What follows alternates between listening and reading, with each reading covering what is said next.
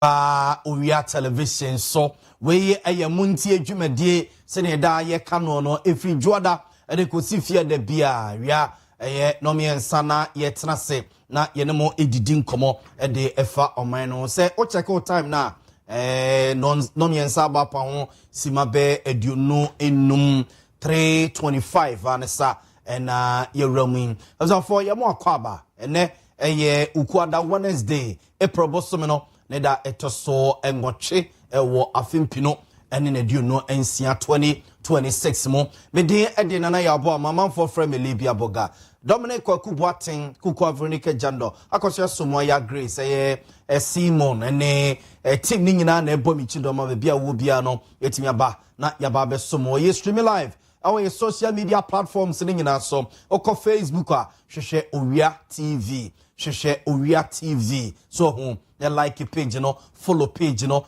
if I comment no maybe awa o share no maye hu ewie ye chia wi ase nyina o America na o hwe ya ye ma good morning no by this time there so ye ma be good morning and say good afternoon o Canada no o UK o Belgium o South Africa o Zambia o Greece Athens and I share nia ye checham ye ma mo nyina ma ha and oko YouTuber ye Owia TV official Owia TV official ne Owia TV ne Owia TV official on YouTube betima subscribe na wamia sa notification bell no ta bibia ye programs ahodo no run no ebema notification na so no oba beke ho na yato so edidwumade no okọ TikTok so a Ghana for what TikTok ene mo a mo TikTok no yenyi mu you stream live honom obetime e comment no ene or contributions no suggestions so no ato to honomo yeguso ayedi dwumade no ye beken kan e de amount say WhatsApp and say text message na opesa ode ba obetime dia fa 0243220044 so am yaken kan dia amount 0243220044 so am yaken kan e de amount ewe me guesta e kame ho ama ye di dwumade eni mpenifo e kame ho awie ama yedi dwuma no enie enti ora George Opokwamponsa eka the NPP communication team ho the opposition MPP communication team ora George Opokwamponsa edimuntintimai enei obeka me ho na watena se na yedi nkomo afa oman no ho Robert Dambo esoso the Ashanti Regional Secretary of PNC Ora Robert Dambo Ashanti Regional Secretary ema PNC ono so ebeka ho ene awiei enwumere awiei na yadwendwen Ghana ho ena Moro Yakubu Ora Moro Yakubu Moro de no ba mebusa no sa alaji na nya ba na senam kwamum Moro Yakubu eka the NDC the ruling NDC government communication team oka ho bi omo ran mum yensen na eka me ho awiei ama yadwendwene Ghana ho na yedi Ghana ho enkomo na yatoato adwene ede afa Ghana ho enne awiei ye be hye yenkomo na se ede efri eye Jubilee House abonten so for ye hye yenkomo na se ede efri Jubilee House eye enne awiei President John Dramani Mahama munim se President etukwan oni Ghana mema say or France abonten so dwumade kesia ekoso of France no President John Dramani Mahama ewo dwumade na se a health sector improvement ni ade omo ekasa ede afa hom na okono Government Communication Minister President Editumi Amano ema omo release statement bi a statement no the eka and it's a president a constitute a 5-member committee wa constitute a 5-member committee a wono mo eba behwe the kwasibro ne eka ne se fiscal discipline ebe koso ewo yesikasem eho nti eranom numi 5 na eco committee ne so nti Dr. Emmanuel Otin Kuma chairperson of the council nti Mahama constitute 5-member fiscal council to ensure fiscal discipline. President Mahama constitutes 5-member Physical Council to ensure physical discipline. Ningina isiwa meka fiscal ne physical ne ningina isiwa so no Dr. Emmanuel Otenkuma so the chairperson of the council. Professor Patrick Opoku assuming so representing the academia council no so and Leslie Dwight Mensa so representing think tank no so think tank no research bodies no near the no on the representative ora J Kwaku Beduado a former public policy expert at Free Finance Ministry on also so a bewo committee no so and papa de munim ne kakra yi kakra Dr. Henry Kofi Wampa Dr. Henry Kofi Wampa a former public policy expert from a Bank of Ghana and for a former governor of Bank of Ghana around the munumi and echo a committee no so normal akako ensure fiscal discipline so na yisika sem mbempi ana kan eze Ghana yisika yejeje ye to nkakrakra yejeje ye ni yenya sei ye kobro bosia sei na bosia no soso ne ade ade keka bom ye sei ade chechire Ghana no ne asaso abro kagum na yehunu ba bi ekoko gina ye enti Ghana no abribia ka no menia na ekosoro ye brabosia no project baako ye ba brobosia be num nsia e ho ansa na se yebetima complete a yakwako complete na sane yesihwe yesikasem e de efa no so ho sika no ni bia wo hia so pe ye friends akoko na moawe e basa na hadwene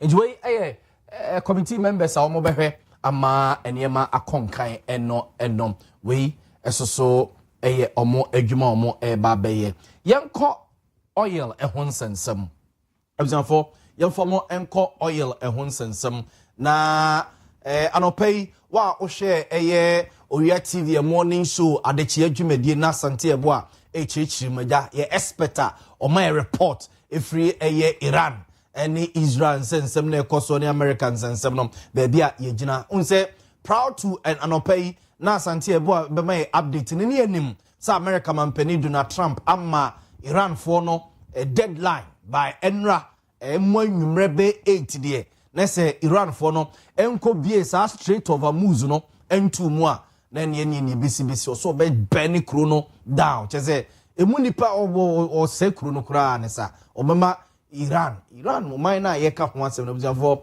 eyo man a edi over 4,000 years Bible mu Persia for no a na omo ka che no ene na aba be ye modern day Iran so Persia for no a yete ne Bible mu man a edi 4,000 years America se me ha mani ne maka America so about 300 years America man no about 300 years to obi a watena asase so edi 4,000 years no wa watena asase so edi 300 ni to obe se 4,000 ni na se na koye interesting but then nyina mu no yes so maybe 249 years in the years America be 300 years na just say I'm within that range you know so enti say ohwe crude oil hons and somewhere strength of our moves eno na ye Iran for omo a weapon na yamana kwakoye omo weapon nyina ne say omo fi say de na ekoso no ase wiase nyina yi omani na America and Israel ase ya chechire omo nsa gu omachi ene yese omo mbubo masom so na obi ehwesa omo so omo hu say ade a ebema ewiase hu say de ekoso no omo ani nye ho na omo so omo brebi no yese straight over moves no ye be ya just wiase nyina petrol ni diesel ayeto no about 25% efa sa epono nsuo no omo curve no so sa yese omo tokro na ya about 33 kilometers straight over moves no ene baby e di red arrow no atwo na omatwro straight over moves the Iran ene wo ho yellow no so ena the Gulf of Persia so ena Arabia Saudi Arabia for say ena UAE ni Dubai ene Abu Dhabi before no ena Oman so eso ewo ho the Arabian Sea ene wo say na Iraq egusuro ho no mo enti petrol ni diesel na ye use no so petrol ni diesel na ye use no sa ba bia ye de arrow red bi atwo no The be de arrow red be atwa yatro Strait of Hormuz no emu be 200 million barrels ankre makomako 200 million more than that kra efa honomo e serve ewiase na bibiri na honomo soso kakra no Iran fo ene control honomo ntemra ye omo sa no mo kotum omo edu ba bi krom ye omo adwene so be bi kra no omo ka say one Israel ship bien ho be ma na twem honomo America any America namfufo no no mo amaka kama no tum no bia no no ma on be man ship aba be fa oil e de afa wom se enra e be to dwa se South Africa ship baako etimi efa fuel e de fa honom epie de but omo hwe the number of vessels are it's over 200 etimi fa ho a daily fa honom any ade na enra na kekakọ be yi 10 20 30 ne 40 nim sema na jese kwa kwa hadwe na ma petrol bo epeja ne mu akoduru be $110 per barrel inti asat enra ansa na ekobo 8 no na petrol bo na ejina be 110 barrels so $110 per barrel ankre ba ko bia osa petrol no ankre ba ko bia disi wono mo na ne bo $110 na ja Donald Trump nkomoyi amanfo Donald ye jayo kwaku jai kwaku nyape fombo ne che wo popu no nyina ba mu a omo ene Donald Trump kasa ya na kuma ba fom Pakistan president and as I say ono na ba be middleman a ohwe se joni ni nuanom Iran fo be kasa na oni Israel fo akasa na oni America fo so akasa ama sumdua ba ema enema to dintin kasa no course no a na ye say UN no nyina Antonio Guterres no kekeke bia na jaga aman aman ya oda menche wote ase ena ja we so kize sanete dia na Iran fo no on beti ase dia omo ema 2 weeks so ceasefire kotototo bomb bia nkoye bibia ni ceasefire for 2 weeks Iran fo no en yontum se Strait of Hormuz no me bia tum sa ama oil no de o se be bia no etimi aba na 2 weeks na omo ede ceasefire no na abusuafo ewie ya de aba ni asat anopa no se adna asante ebo ama ye hunu se right away omo gitu mu se omo ceasefire for 2 weeks no petrol no free 110 eba 100 so if 110 eba 100 asat ewie ya ye ba na yaba bedi dwumadie entete ene se crude oil price a drop it from 110 to $95 per barrel. I drop it from 110 to $95 a barrel. Ankrebako. So I say about 95. The amount for a hope is 2 weeks. I day equi and yama ebetu to ye ama fuo no atete aba from fuo kruya and a man no pay at the chia jumedi so we are TV or my hene edunchia me oni adaka breeding komo enra area yigina hase mamuhu VIP Lorry first for no mo dia ba bonte no VIP transport or mo lorry first for or mo e dia ba bonte prices no ye mamuhu e ma me technical MCR Simon mo bob na say wo faka ko bokone pusiga e ho no mo a aizo tua be 450 Ghana cedis no ne ade enti na je se be bia ya ba be gina no enti e honsam eno no petrol no be bia ye gina se enti amanfo busa se ye koye nim no ene ma besa so aba normal so we do baby na Ghana na eto liter ba ko be 9 Ghana cedis koya ko do 10 cedis ye fa the normal ene gola omomo de no yi kakrakra no mo ton petrol ba ko a liter and I'm 13 Ghana cedis 30 pesos baby 13 Ghana cedis 45 pesos baby 13 Ghana cedis 50 pesos no any other no ye petrol liter ba ko asem and I make you so hunte honsam I don't know amanfo hu pise ebeba form na amanfo ekomo adwo mo kakra nti we eye petrol ho ensam eno no na enkomo we so ene amanfo adipa papa yi omo di ne ho nkomo ene pa ene papa yi omo edi ne ho nkomo kama enya asem keto papa yi de se ja ohia introduction ora Ibrahim Mahama the company I friend say engineers and planners amanfo twa ne tia friend no ENP si ene mo ka say takwada man eye mining concession kese no enei mpenimfo edi amano a ono ena ekwakoye so adwuma o kan document ne kakra me de me kan ye no chance for the next 10 years ora Ibrahim Mahama ene ne ENP engineers and planners company no ena ekwa kabum akwa ye adwuma o takwa damai mining concession so kanani nim say Gold Force Ghana Limited for ena na ye adwuma e so edu ba bi no na omomu fi say ba bi o ma ye adwuma na edu no omo fi say gold no dodo a ewo concession so ene emuduro no wo fom ti omo ntimi entom koso nti conditions ni bia omo fi say Ghana government dia mama omo no omo entetete so bi ma omo se be omo betimi ato akoso na gold no omo fi say akakakra bi wa asase na se dodo nse da no so bia nti nkomo no twetwe ya ema omo contract kra and day government renew ma omo 1 year we are told say April bosumi ya ewomi ni 18th April ana omo contract no kwa wie ye kra a omo be hand over omo mining concession no de ama abai na kese Ministry of Lands and Natural Resources and Minerals Commission for na fe Minerals Commission for a hande ade ni nyina over to Ura Ibrahim Mahama and engineers and planners for no more take over adwuma ewo ehono na for ye kenkan document no o Ministry of Lands and Natural Resources and the Lands Commission for one a reasons almost omode concession nyina ama Ura Ibrahim Mahama no a for ye kenkan kakra emamo so ho ye hwem kakra so ho ye hwem kakra emfa emamo enti companies makomako 4 companies makomako 4 so ho ena ekobedeye for ASR concession no companies makomako 4 ena ekobedeye for sa adwuma we for companies 4 no omudin ena ewahai companies 4 no omo edin ena ewahai nti companies 4 no for ba ko ya friend no Vortex Resources Mining Group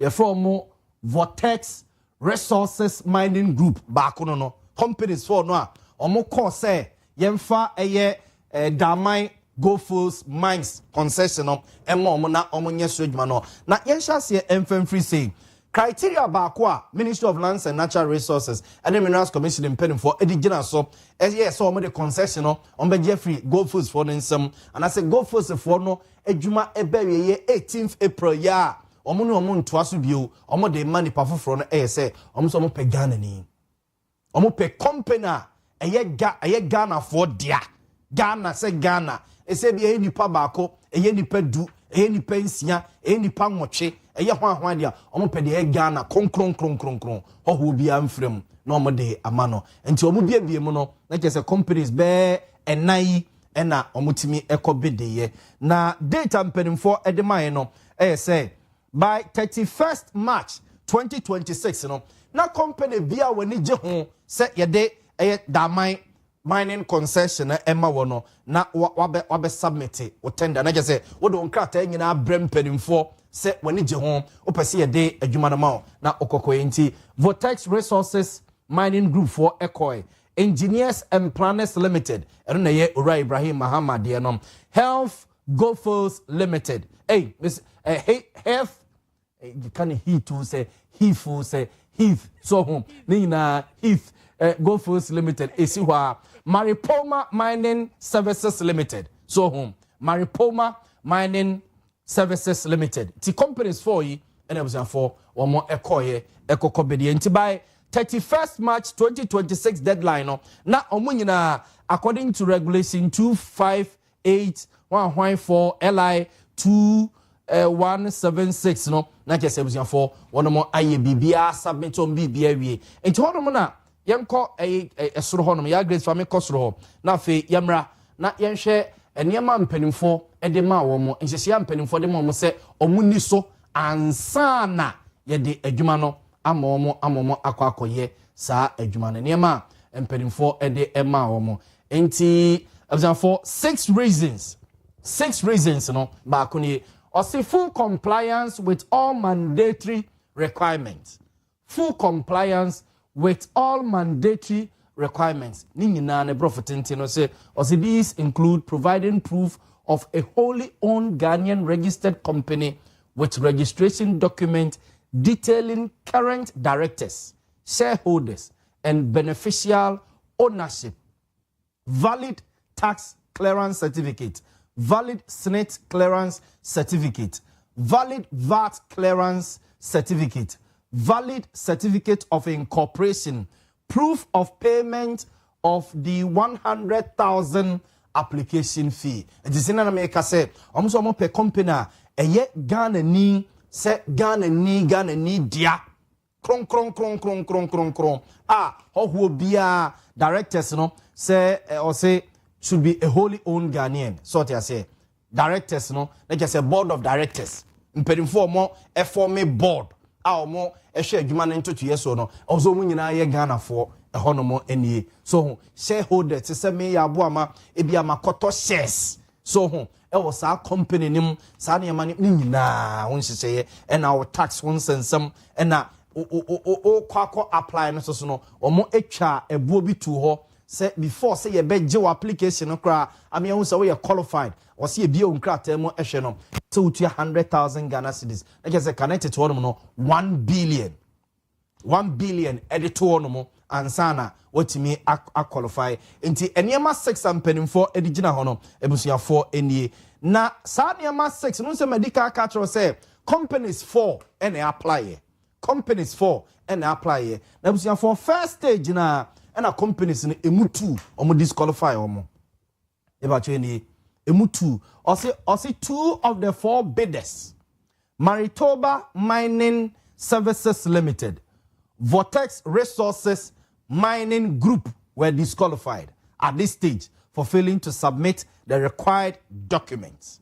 So, at this stage, first stage we no and abusia for womo e disqualify e companies no you know say catch us e 4 na apply e nti haya and omo disqualify emu no into reasons are omo edema ye nie say they were disqualified for failing to submit the required document. It is a document when no no mo keka ho asemi enyina e wa ha say no omo SSR 2 companies we Mariposa Mining Services Limited and a Vortex Resources Mining Group for omo entimi amfani nyina ma enti ho omo disqualify omo ntina ba beka mienu 2 companies yenko yenim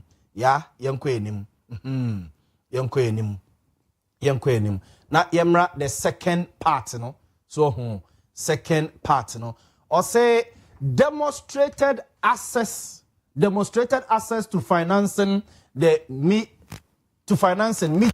the $500,000 threshold. So, it's omo say company now also so beba say yemfa adwuma ne ma yemfa concession ne ma ne kokotos ne kokoye so adwuma no o say wanye kra no o ma ye hunu say wani sika kra da ho no mo a odi be wura adwuma ne no na wo be $500,000 e wo ho a odi ba be wura adwuma ne mo yes e bia o be ya lala abesusosomua betutu gold no unika pro na no na wo de kwakototo mfidie di aba o ba no ano o say wo chese wo $500,000 $500,000 so them out the eba room into a operating a mine of the mine scale requires substantial capital. The tender committee so confirmed that E&P, I guess engineers and planners provided documentary evidence of access to financing that met the minimum threshold of $500,000.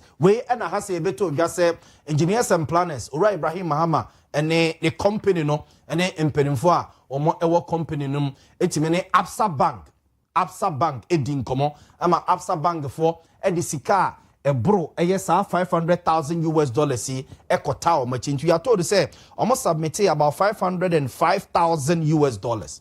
Almost submitted, almost the some 500 and on top of the 500,000 ekwe and on the $5,000 a piece so chese omo aboom ho nti engineers and planners niam ansiano emumienu nie the third one almost say relevant experience and knowledge of the mines operation infrastructure and geology so so discussion na ekoso na third one no discussion na ekoso no a unse dipa bebre ka say Ibrahim Mahama ene ne engineers and planners company no omo nya new e wo takwa da man ho ye go force for na no mo ho da kra no a na omo eye adwuma no we are told to say na Owia Ibrahim Mahama ene ne company engineers and planners no and na e provide eye infidie bebre de ma omo ema omo ede eye adwuma enti na kese oyobi a eba ne takwa daman ho daman concession ne so ye so adwuma ene ade a onim ho deda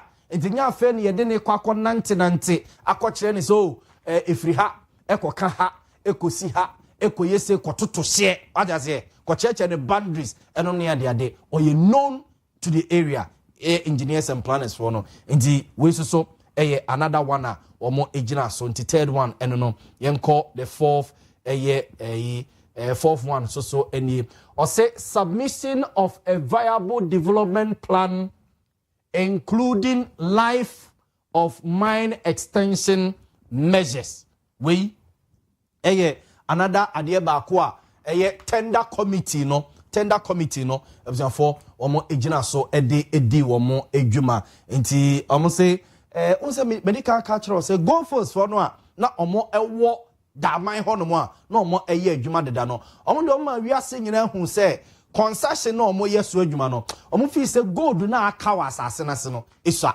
nti taxes ne conditions bi ne mra ba se de amom no omo fi say gold na aka ho no isa nti aban tete ne ma so ema wo mo ntimi ntuatua sa taxes no ne eniema kese ne mfama aban biu tom do mu say ade no kwa hwe ye 2 be 1 year ni 2 years bi a ade no kwa no emfaso bi anhyeda emma so ebi ntom no chese omuma ewiase nyina ba mu buisa ade no kwa no emfaso bi ani so bi ade na da no akwakọ ya tentenguo so ho enti engineers and planners any companies na omukọ bid yes ye mfa adwuma na emom no condition ba ko so yes mo nkyere yen so ho se adwuma na amukọ akoye no mo beye na mo ye kra na mo atrem na nkoye se mo be tutu anansesem de akyerechye ye bia ni and engineers and planners submit a proposal so ho se omukra de omo be develop mining concession no ma ye adwuma no a so ho I extended the life of the mine beyond 10 years so it is all kind first paragraph where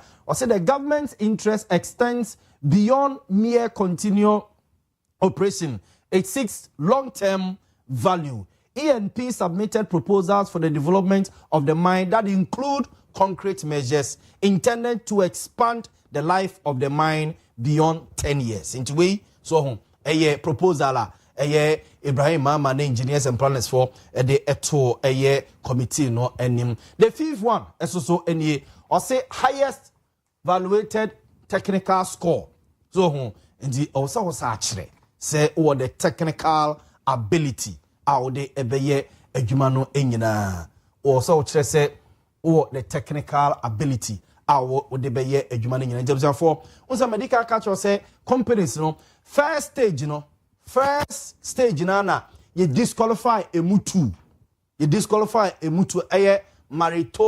maripoma mining any vortex for no omo disqualify because omo ntimi submit the required documents ekire se ade no ombetimi aduru hono enti fifth stage na kese still na no abeka companies too which is engineers and planners E&P any Heath Goldfields Limited ababeka engineers and planners any Heath Goldfields Limited for so ho and ababeka omo enti sa fifth stage ya yaduri edebusian for ba koti free mu it was say following verification of mandatory requirements the two responsive tenders E&P and Heath Goldfields Limited proceeded to the technical and financial evaluation. E&P attained the highest evaluated score based on the applicable evaluation criteria. And also Heath Goldfields Limited, in contrast, failed to achieve the minimum qualifying score of 80%,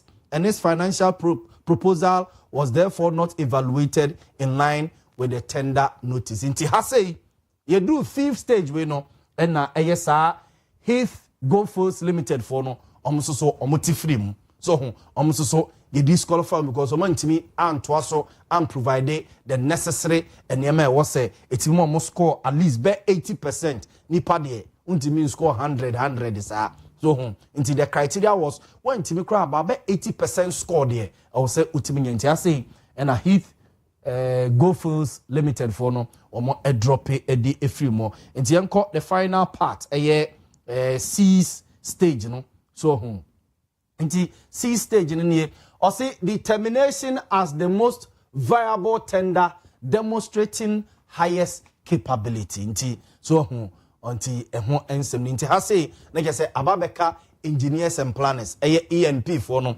omonko a na ababeka on because medical culture say companies for and apply so companies for and apply and emu to first stage na omo entimi antwaso and omo teto ne beka engineers and planners and Heath Goldfields Limited for and almost so on by ya bedu fifth stage and omo tifrim and a Becca engineers and planners, which is ENP for no into omo hase na you say omo egusua conclude niema and is concluding its assessment. The tender committee stated explicitly that ENP demonstrated the highest capability to operate the Damai mine, substantiated by their submission of the most viable tender into some eba so hunti stage 6 ni any A and B so sa ede eba bedru say nja for hase na yen hwade o say tender committee composition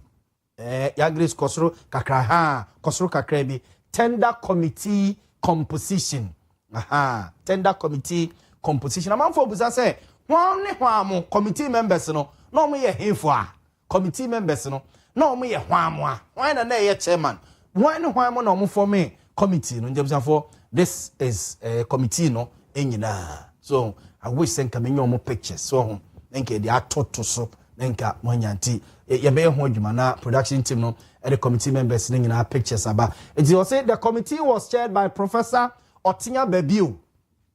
The committee was chaired by Professor Otinya Bebiu and included members from the Ministry of Lands and Natural Resources, Minerals Commission, Attorney General's Department, EPA Environmental Protection Agency, and I'll say various commissions, and on the bar into bracket, various commissions, Forestry Commission at the member COI, Lands Commission at the member COI, Water Resources Commission at the member COI, Geological Survey Department at the member SOSO ECOE, and I'll say other members represented the Ghana Chamber of Mines, Small Scale Miners Association, so and National House of Chiefs was also at the rep COE, and for National House of Chiefs representative was Nana Ajimambedu. Committee members, National House of Chiefs at the Omo representative ECO committee, so normal representative was Nana Ajimambedu the second. So what I say, and security services so at the representative ECO security services into bracket. So armed robbers. Me say the armed forces. Me say armed robbers. So Kasatente. So armed forces for at the rep ECO and Ghana Police Service for so at the representative ECO. And we members are na omu ewo committee no a omu edi se adwuma yi eso enti na je se ehon ensem no enti companies no so 4 any Vortex Resources Mining, Engineers and Planners, Heath Goldfields Limited, Maripoma Mining Services Limited. So enti eno enti yamra this last part we interesting kakra enti na me ka sembi echire mo se the current state any transition of Damai mines se ni besi akoni. There's one other idea na ama concern na am for a resipa na am for so concern workers na omo ye adwuma ewo takwa Damai ho no omo workers na den for ni nyina ewo this part or say current status and transition current status and transition na about say first say handover date say na make say Goldfields for no agreement ni enti ase nyina say omo contract no omo be hand over concession no any mines no the ama Ministry of Lands and Natural Resources and Minerals Commission for by 18th April and the date you say and 8th April aramebwa and 8th April ta 10 days na adwuma bi omo ye wo bia no na abawie by now crowd e meka say omo sesa omo ne makra maaja omo twamie formality say krata no ho na yes I see na menya ya grace studio anenka aye so nenka aye handover na or the Montie handover as the Gold Force was granted a 1-year transition period and is scheduled to officially hand over the mine to the state on April 18th 2026. So it was a new operator. Following a competitive tender process, the government announced Engineers and Planners Limited as the successful bidder to take over the Damai mining lease. So into ENP and air quacofe. Into Hasen Wamayen, workers no do workers are a year juma or almost status. Ebia, unia be a juma ho, ukunu be a juma ho, or boy be a juma ho, or girlfriend be a juma ho, or yere. A year juma ho, or papa ye juma ho, or mame a year juma ho no more. Ni status, a juma be a Ghana, say a change ownership. Ayana workers na ya no muti eta himpa muti eta kika for say oba last party or say workforce or say the government has pledged to ensure job security and a smooth transition for the more than 1,300 workers at the site. Or say workforce, the government has pledged to ensure job security and a smooth transition for the more than 1,300 workers at the site. So, until we Emma workers are or more a year juma or takwa damai go fools concession so or more a mines so or more security. Say they are safe. They are safe. They are safe. Until we engineers and planners. To way a Ora Ibrahim Mahama and engineers and planners for Nobzian 4 and omo takwa da mines in the Yansam Ketwa soon Yansam Ketwa soon pa. And was any public bravery concerns no near that yes, Nina valid. Question Bio Biabebusa. I was idea we who be an valid say a day into Ibrahim Mahama and yene bra. And the president of Ghana, it in Obekokra Kwako Bede, and ye the Adena Manana. So, Kobekwa Bede, and ye the Adena Manana. Go Kaya, or see a man is Yama go for 1 year. So, say, Omunfanya transition, he extended the Mamo 1 year. And just say, bear 1 year, some months, year, Chemunino. So, I say, now I didn't know did that.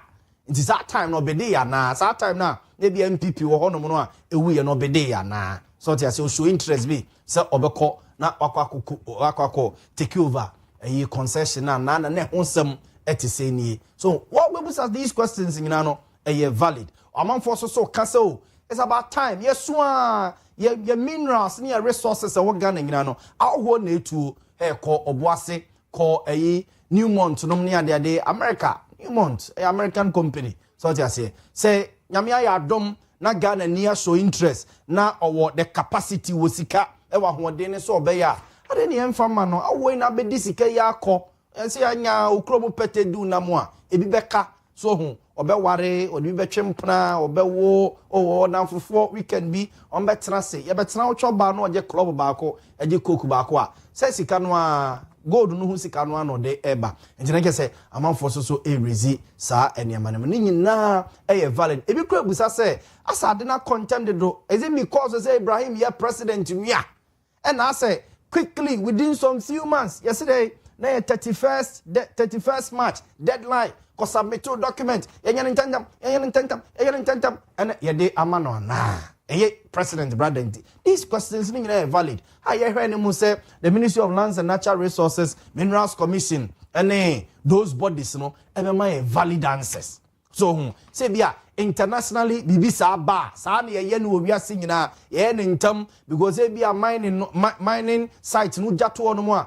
Say a bit to my Juragum, a bit to my these things, unchurchly. So, the Antiasia, no be against Ghana news to be di. So, but the moon now, not yentiasie, na you move on. So, anyway, questions about for Ebusa, Yebusabi, ye hope you say, ye bring your answers. Ebusu says, oh, Ghana for the ya, and in your Ghana ni, Obenya Kraton, Hono, any ya. It's just say, Ghana need the idea, ya, dear power home, ya, ye to chair 19, ye to chair 19 to pull him down. As a Ghana for ya, dear, yes, I'm pa, say Ghana for 1 year, ne kuyen. tina obia sena no e de akwa kosi Ibrahim Mahama ho ana engina so see questions a nipa obeka sa no ono so ne de ne valid ono so na dwene no adwene ni ba akofo tirim obi asoso ne de se no obesi adwene fa eno ntimi nkyire obi se ne onsi nwene ati ase David atem de to anu a obi ane ha obesi afa no ba ni nyina valid but nchechire mu ne ba afeni etia se ade ni say ade ni say okay na ye koye ni makama nti ehon nsam eno no ya Grace sese me hwe wanim so fa me koye na afi me ma me guest akwaba na ye ntoa so emfa emfiri ha say good ebusia for enjoy breaking news ebusia for a free Orak Enofriata.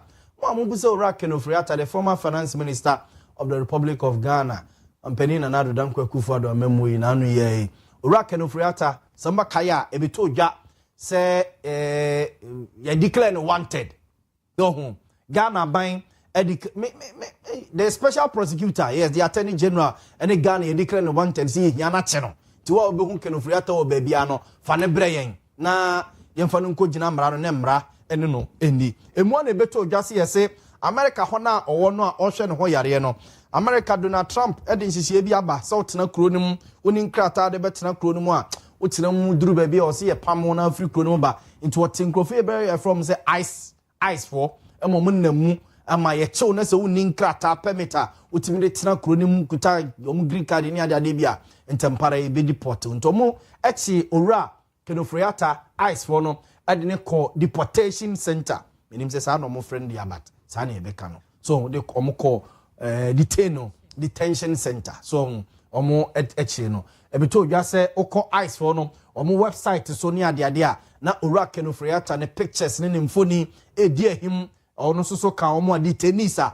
na omo achi no eho na ene ya breaking news a ebasisi ane say okọ omo ade ne so Kenofriata ndidin ene ni bibia is no longer on omo ade ne so ate say ice for no ni din ene ne picture de efrom bakaya omo de ne court sabre no ena na ose black ni picture black bi no a ya Grace mpo mo wei bro omo de ne call ice court hodomo na omo kwa akoto na no akwa se wo no ye monko krum ana say ye nyao ena ne lawyers ye file appeal until that day ye nyina ye hwe bi wo TV so mo hwe bi follow ye no unse ye friend the case na ne lawyers no the document ni ade ade ba ye nti ono no de no omo ye say okay omo be ka no wo dem so hu omo enka no public ema amanfo follow so to say appeal ni ade ade aba no be ka no wo dem ena omo eyi ede kwa ifi ono mo kọ no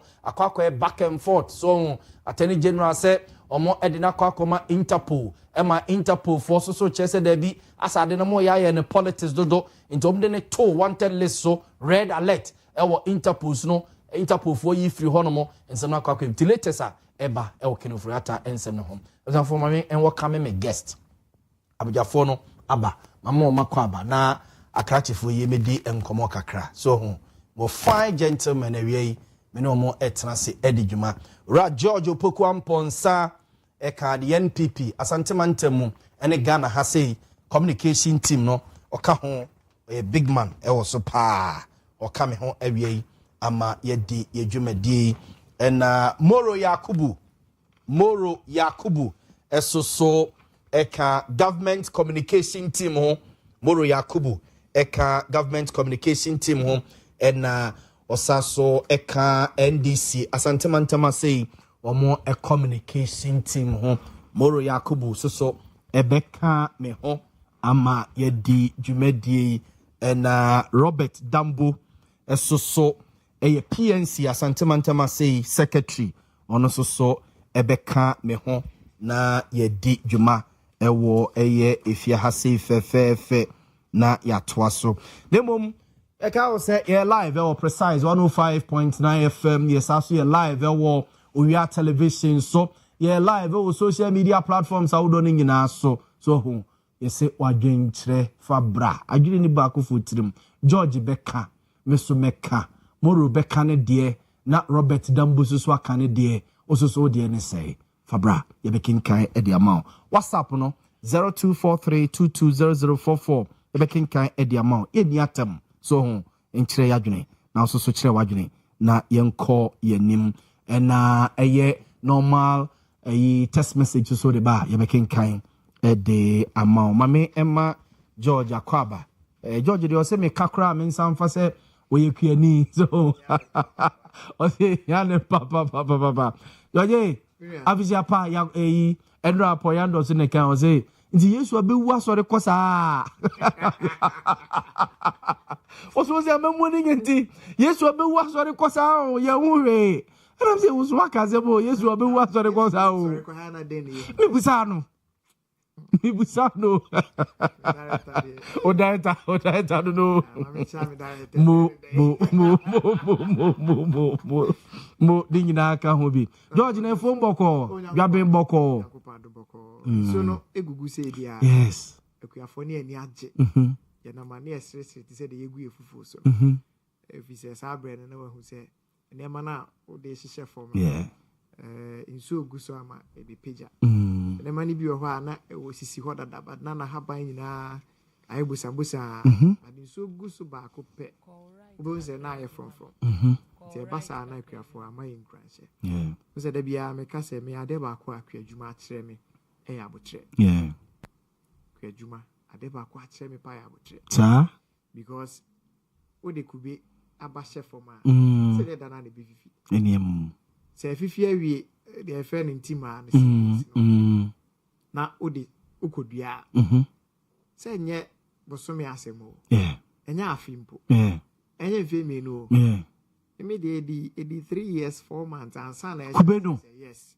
3 years 4 months and sana say etwetwe sekan yi flowers enti after 5 years say life ni nyina akra ntimi nso nye ni nyina na aso because ebi o ba manku ebe kwa kuram akɔhwe ni nku mu no ama haban ya wo say fifi basro o so ma na etu account sem okay but ni nyina ne say o so retire so say o san de foforo dua ebe yi ebi wo kra wa so mu a etu account sem uja na after be 2-3 weeks no we ba na assign PF baby ti abotre na ye kan okay asie no ti me dey say dey kuadwuma dey akere me me nya abotre atwen is 2028 MPP be ba bam abotre na kuadwuma akere eno bi na me dey mama no sema enim say dance boa o si 2028 MPP be ba bam na hwe dey na ekosu ya Yesu atimi abewu asore quarters like that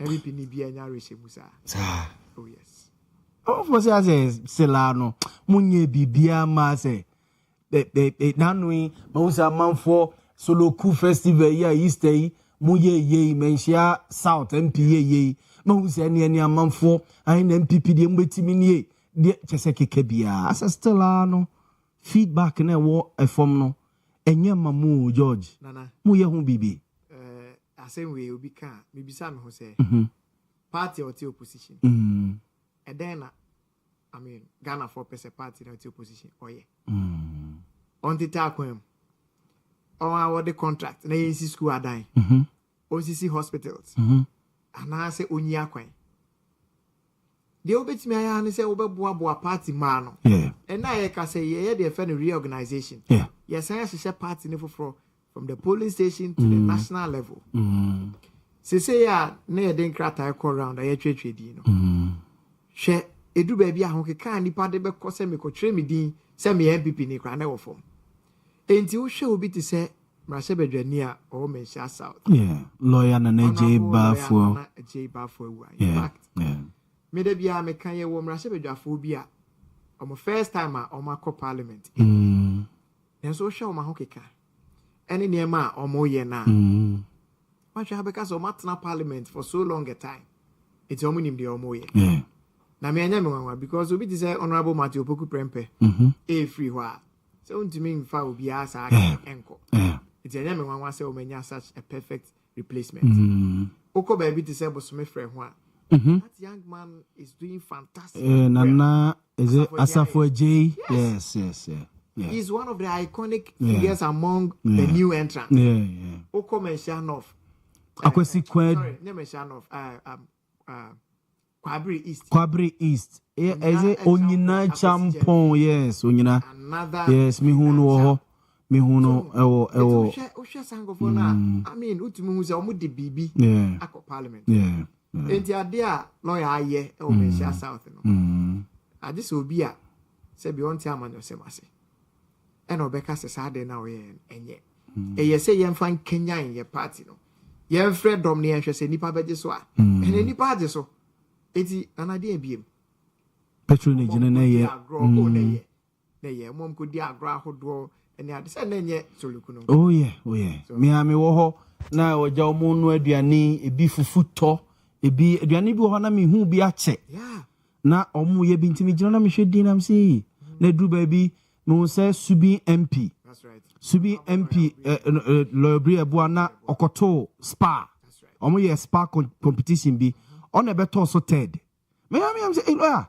Now we good that dru ba bi me say Vincent Asefua Omunyina bought table tennis and I'm so is good, yeah. Say at the MPs do na Babishia. It was an opportunity for people to network. I never quite me de born abaso yes. So say hardly now benya certain businessmen be me who papa way a jabba jewelry. That's right. You say next month to say no benya say 7 to 75 years. Na work no papa no ekobi na fe sorokuno se Jack Aston isusu wenu obetu abetwi na me hwe di na say mo Bentronic CEO me hu obibini black man CEO mo nyina se Jack Aston sabe na isusu no na fe no mo yese me hwe mo di na say wow akai omo those days yes ni akai ya no me it's media lawyer baso papa but amanfo antemase oh say na manyosem ne ye ke ma me nka bi enti ye nyina ya dwen ekọ benkro mo bibia ho a se ke nyina ye NDC for eti me metimi aka se NDC for do na ade se na no mo ko penti bridge ase ye so enko fo bi ante o mase ana me boa se nye de hia no obi o kire na adwen se ka mo ye se mu ma so ata so bi se agenda 111 hospitals no ka mo complete e no mom na asante man yi hia na nya bridge aye penti eti e den ya so lokunu so ko ya eti we bra Subi MP na omo to spa no me no mo to spa no ni just from ko ma Kenya ya so ho ni ade eh Kwabri East MP so on yes onyina champion oye obi a so sorry jina na chairman ode ne ho kwaku apia me kwara mi so mo nyina omo jaspa yi me ni ze we mu de eja mo no mo ni adaje amotu bie so oh yes now so what now me say that be now me kota go man ko for e omo o kwa dey go am done week George Misrewo ye be kwa fu mu na me te hey ye be kwa fu Misrewo me go keep packet koto to ho to for ma anopa ye save ya me dey abetena ha no why dey I'm for class start ye eyisenka World Cup ye be ya omo hwe me age ni na ye mo wa ka age ni be disqualify okay eyepa se ade bia o ye bia che no oh yeah asa Kenya ni pe the crowd was not bad senya sa ade bi se ya obi o wa ne lifetime ni na akra no ontimi tia na MP kra nsem da ba we de oni ni nyina ne dim no otwi na jo ala dim ba commander it the promise asa atabaso omo ya de Kenya party ni sunsun biem na bi this is anema we no you replicate or other constituencies are betima boa George yeni nkomo takwa da mining concessioner ene the Lands and Natural Resources Ministry Minerals Commission the tender committee yo madwuma wie no almost say engineers and planners right Ibrahim Mahama and any team no na omode ma omo minim say na o follow in chichimu ani e deba almost 6 reasons omode ma ye criteria almost set eto na ye makomako nsia and omo fi say Ibrahim Mahama and the engineers and planners no na emiti ye mo fi say chichimu no okay etasumu mamo say we dey be kan so be ka se we dey fili kadochi asem bia ni akiri Nana, I say no. Tasumu adena wo. Ebi so fi sa say senya president nua na eye Ibrahim Ama. Kebia bi anka de kura no. Kaninsa anka. There are other school of thought. Some fi say is the president building a family and friends adie ede ato ho no mo say bia obekọ retirement yi ontimi contest presidential elections bi no omososo ede beye bibia na say na musiso mufa na mama na wase na me mfanti akese ema etiefo a 80 precise fm yeah any ahwefo a ehwe yen ewo Owia TV na me nka se amanya sema ye the bia me can say politics is an integrity driven career. Manya sem ade ade no kredie na ye. Menye imagine say asema maka no nra e platform bi so. Sasem krona betomanim e different platforms so. And now the change in platforms in Tino. Me can sem fofo. Menye imagine say me yes ade ni bi da. Menye bi so da. Okay.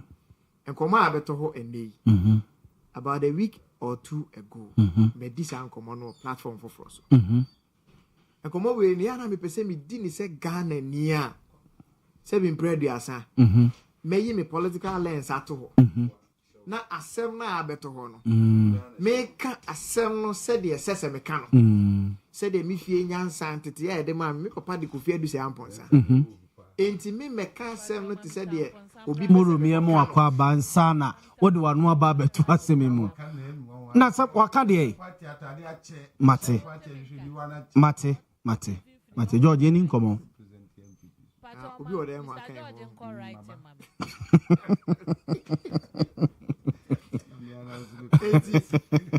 dia me pesa me kan say na no platform bia na mete so the position on this very matter ensesa and then so if we say mimi obi a me ogidie sese Ghana ni ebetimi aya ade bi e o Ghana ha na broni nso betimi aya sa ade kro no Ghana ha na ye pe omumienu no mu ba akwa ebetimi e wo se ede mana mi mesusu se yan fama Ghana ni no anya hwekra no Ghana ni nyamfaso a ne faso onyaye ebetena omanum broni be ye adwuma na onyamfaso a ne faso a obenya no ode beko ni krom saa na ebobra yesi kuntunu hwan ya ni nchi ena eko iti obetena ha ebetu yesika kokko no efoma gudie obesesa no se brato na afia so no wabu akonta no se emfaso a minyaye eye opepedu eto a mitua wom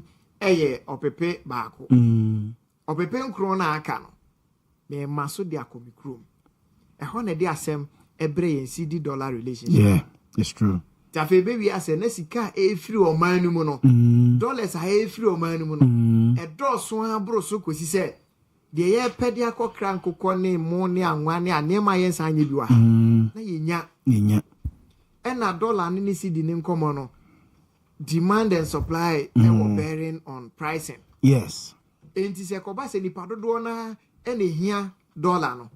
Ne mo nipa kakra bi ena anase nipa dodo na ne hia dollar kakra bi na e available no ne bo be kosro because who went me anya obi beje enti me de me koso agina ho biom se se de na wato bo a wo cheche nkomo no mu no se sa pepepe net ya bi gidi se engineers and planners sfata se sa nhye no ekodi omo se na enti me fa bibia anya politics debia you're correct edu baby a e was e kind of credit said that you kind of credit down for yen said down for agro yen bisa say e back capacity or capacity ana and engineers and planners the capacity as far as mining is concerned no has never been in doubt obi betimi aka say oh President Mahama enuano no entimi nuano president dia se bi ade bi koso o manum na me soso me wo bi kan because se mi nua president nti mama nka bi enti Ibrahim Mahama bisa Ibrahim Mahama baby a wabo bredru eni baby a natifia adru se opese oye bibi wo man mu a ade se ni nua president ansa and I know koto the second jet se na man foka adanse eba say or that in 2024 no yeah and a debate no obi aka na no too because 2024 no MPP na wa bam yeah enti MPP kra na ma papa odigu akwam Akufo-Addo na Ghana for say omo number no den hye papa etimi ama businessman etimi aye adwuma aye eno de minister for na ya adwea enyi me de me pese ministry no eye and say on publish all the companies are a bede and analysis are why nyina no odi ni nyina babonten it's just ade na me bisa no kra no o ma ye dada yeah 4 companies and a bede other companies yes. na no ka ho 4 yes no ka ho 4 no ka ho 4 yeah enti what is say 3 na o ma nya no o mu bia babonten abeka say na o sika chain engineers and planners obi ababonten abeka say in terms of capacity say we find say equipment even knowledge are required of the entity how bit me the higher mining no brano or no will be saying expertise in or was saying EMP ana these are legitimate questions I was here bisa it is any na ente sa dia MPP ntimi nka say yen because ni nua president ntino ene mama yen ko kan say family and friends obi abetumi akaba me friend opoku amposa me dem ntimi kan say me hu ni say processes no has been fair processes no ama ye hu the best you feel say obetimi aye me de nyina aye hwe nyina no job guarantee and a medwen ho say why na ye de mana nipa kra ye adwuma ho no enko ba say ye pamom so mkotene na nyuma ensei it is a ya hwe we nyina mu e fi say EMP na betumi aye no aye ni ya de wo say me Ghana ni me bompae say ebeba mu ni say ani so ade hu na wo ho ni say ye betu for magudie wo ho ni enya sika taxes say wo say enya e betumi enya enyuma e wo say bama mabunu nya bi ye me ye babuni masere ade say sa nyuma na emra ma mabunu nya bi nye beyond that no politics ni de bia e betumi aye aye mu bi metena ha me ka say ade ni mu ana wa bra ni say ade ni mu da ho mintimi metena ha na me ka say oni capacity abra me nim say or capacity mintimi metena ka say family and friends because ni nua ne mampani and anu bi ana ye wa ban ma mampani abusuafo bi etu anamo bi no Ghana afọ ko kan dan say na kan yes o mo the requisite knowledge and skill enti na e dey adekra mo enti na dey na asesa enti let's among for the data bank cry ye mfato ho ewo this discussion mu say President Akufo-Addo time data bank na ye ni nua wo fa se ofre atadia run a lot of adwuma bibire de ma aban no abra obia so nim say data bank omadwuma omoye no data bank ye adwuma ma Jay Rawlings data bank ye adwuma ma President Kufo data bank ye adwuma under President Mills data bank ye adwuma under John Mahama 1 okay sana na Akufo-Addo time obey adwuma enti records we nyina ho na so bibebu nani agu so say because ni nua ne na Akufo-Addo ntino on tiasia and na ye ka say data bank da so ye adwuma Emma President Mahama administration yeah so what I say Bank of Ghana and the Ministry of Finance publication bia na run crowd e so mo ye part of the company sir asem bi o ho anana se wan hu ne ka ene a de o kan ye no o tena ye botre say wo na na o kan say ya wo se befem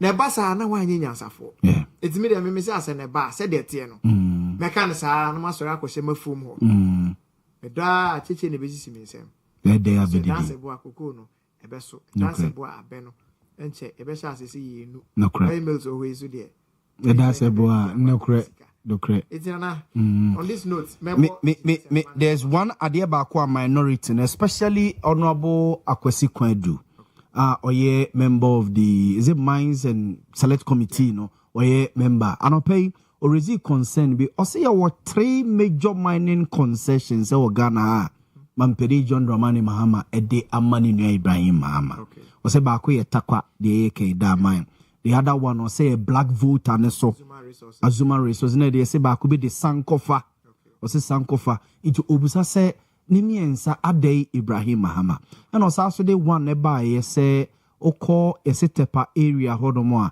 there is a mining concession President John Dramani Mahama ni senior brother allegedly friend Alfred Mahama eso so yese wakwa akogye free nipa bi ensem ho no ma o yeso adwuma nti no obusa say ade president ne family no mining yemfa ni nyina yefoma gudie nyina emma omo ana we questioner na minority no omo parliament and led by honorable Kwesi Kwedu no mo ebusa say why sa three major no say yes support Ghanaian industries ne Ghanaian entrepreneurs any other Ghanaians some interested in these concessions and ebetimi e de ama o man na me gidi say wo hwe ba bia honorable Kwesi Kwedu free ban information a owo me mete ya mi sure ba me mpese me kan say ono na wakanti chinchina yemfa ne sa say 3 areas and I watch it. I didn't know me and case by case. Yeah.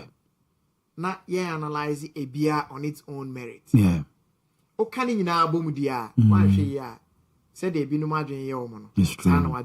It's true. It's immediately said as on my a idea. Yen na was here may any DH. Sure. Near Chester than community. Sure. But yen treating case by case. Yeah. Me did say yes, the bare fair to engineers and planners. Sure. And the Bahama family. Yo. So we George Opoku Amponsa and yete ninkano or you're part of the NPP communication team war Asante Bantama say oye kuani pa kuani ma papa onto tuni kuayo ase and yete ninkano mame Emma Moro Akwaba. Okay. George Mpacho production team is correct kakrebi mame mo aha. Mame kenka mo messages ne kakrebi na Moro me mana Akwaba. No kwa mana Akwaba o kan nsem gumu. Okeka gumu na oye. O abam dia sa. Mama mi ana backing vocalist. Now oye de now back no. Oh okay. But also wa abam asa. No wa abam no di bi ye wo ho.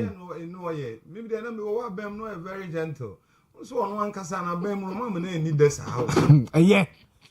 Mama kenka me messages. Me pesa me say you want the year would be clear, but you say, can you do What appointment now, ma? Sama, there be no appointment in Guam. Near Nipa Bedie. So, who did you jawa? Who did you jam Beham? So, when you did jam Moro. Not a young few. There be your female, but in any permanent. They ain't now pay. Say, you are saying, Ankasa, a Bob Braquin. Yes. You know, a person will be seen in ABC Musa.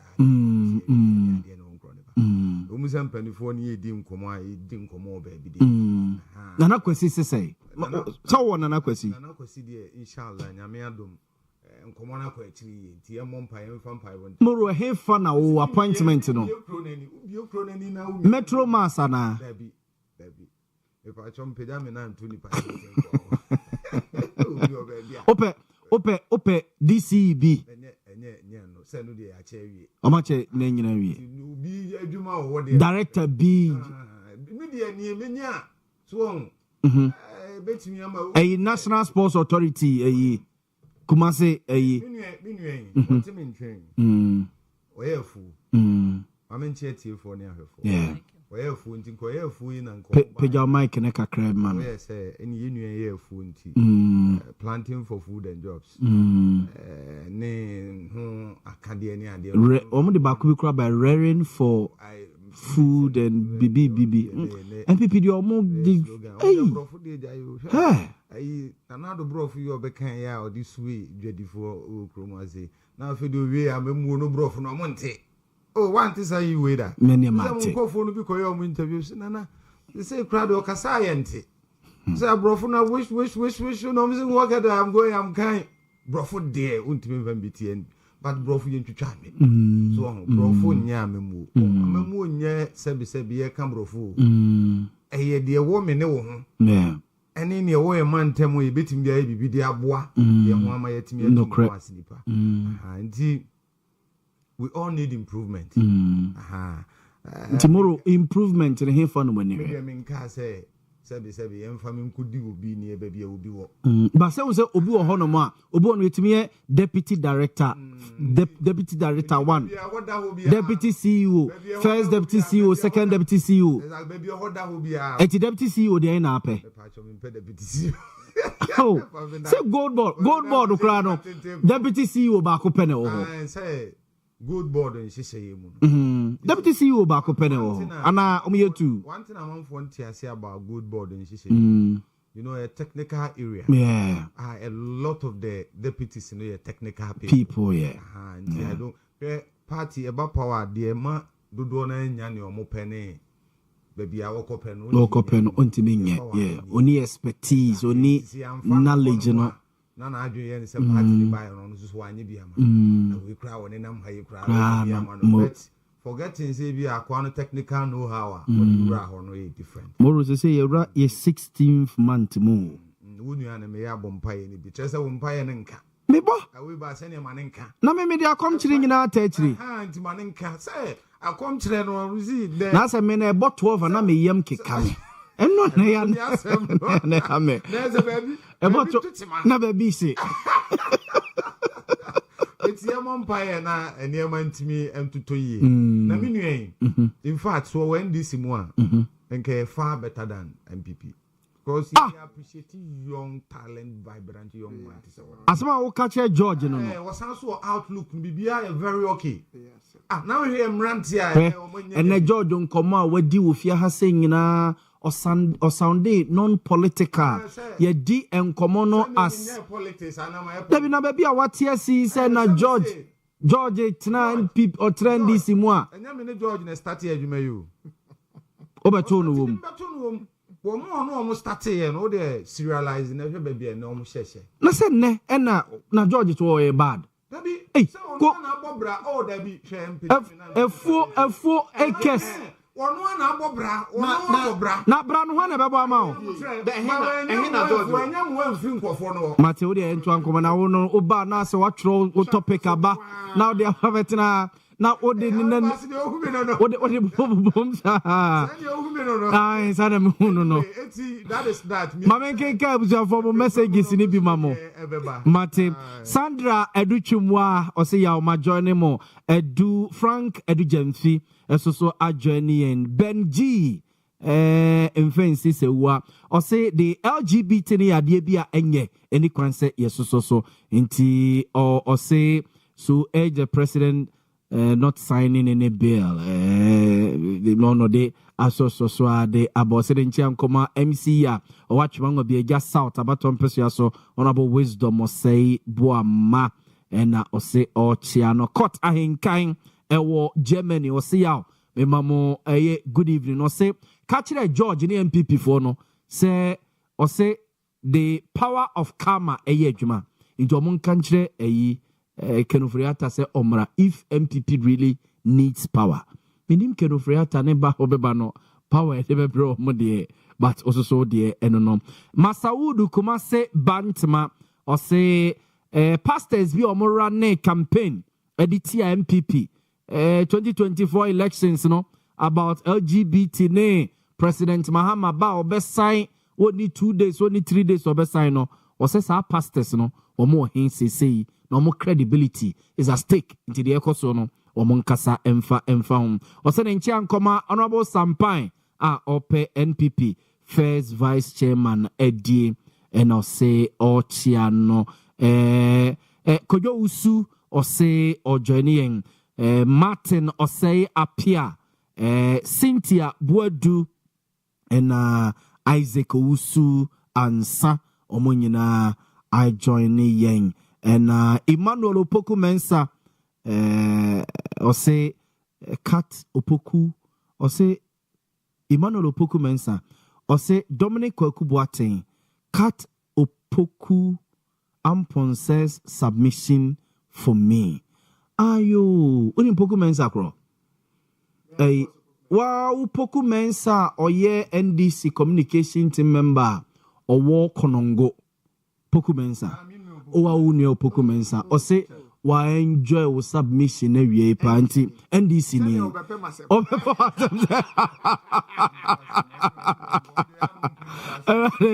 Emmanuel Opoku Mensa o say Dominic Kwaku Boateng please cut Opoku Ampon says submission for me Enti when I say we work as a bit to twa wade o baby o bit to twa wade so we say de kwakwa ya de o baby so enti o se mawu Abdallah Abubakar or say say Abilili Anna Abilili or say I love Moro.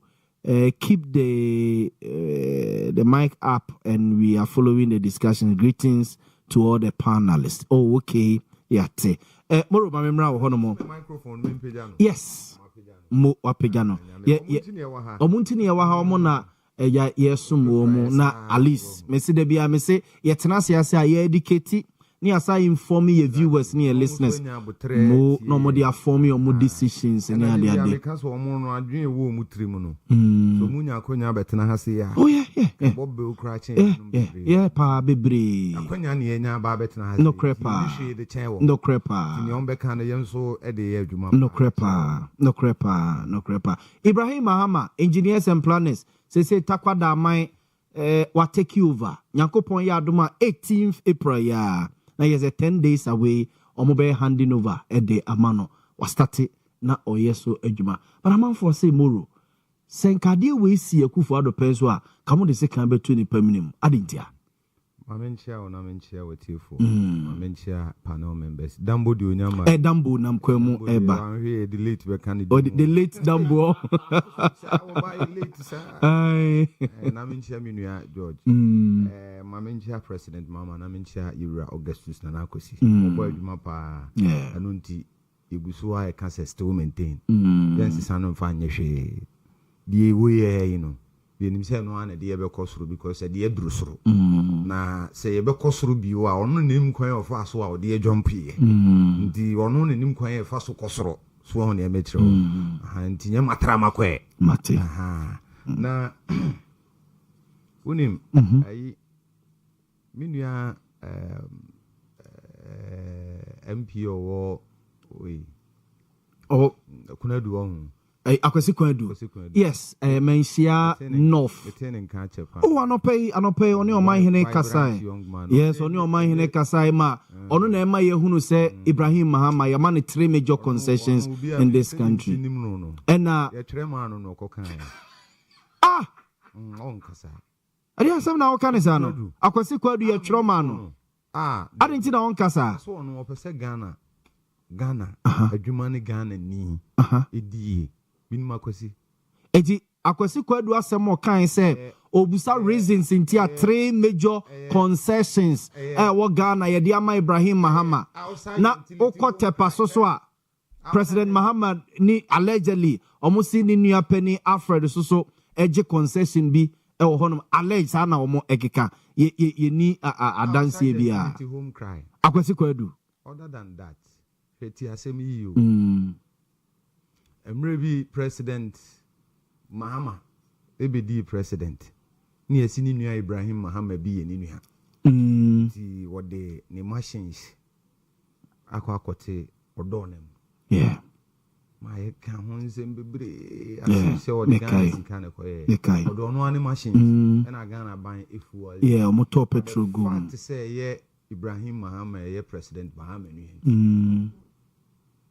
nti said those times were the tail end of President Mahama amemu 2016 mu ho na NDC ho aye hin President Mahama amemu no be di 8 years anu maminim ya na esunsun bi o ohutimi ye Ghana fo hin sa ne obeka bia na nto obi asom na ye nuanu MPP for e the year you know ade ana omoka na anim emre bi na mitimi tie Iraq ne de Japan. But I'm very sure say kunya opportunity in the young konye ni oye no. Ibrahim ya kromfo.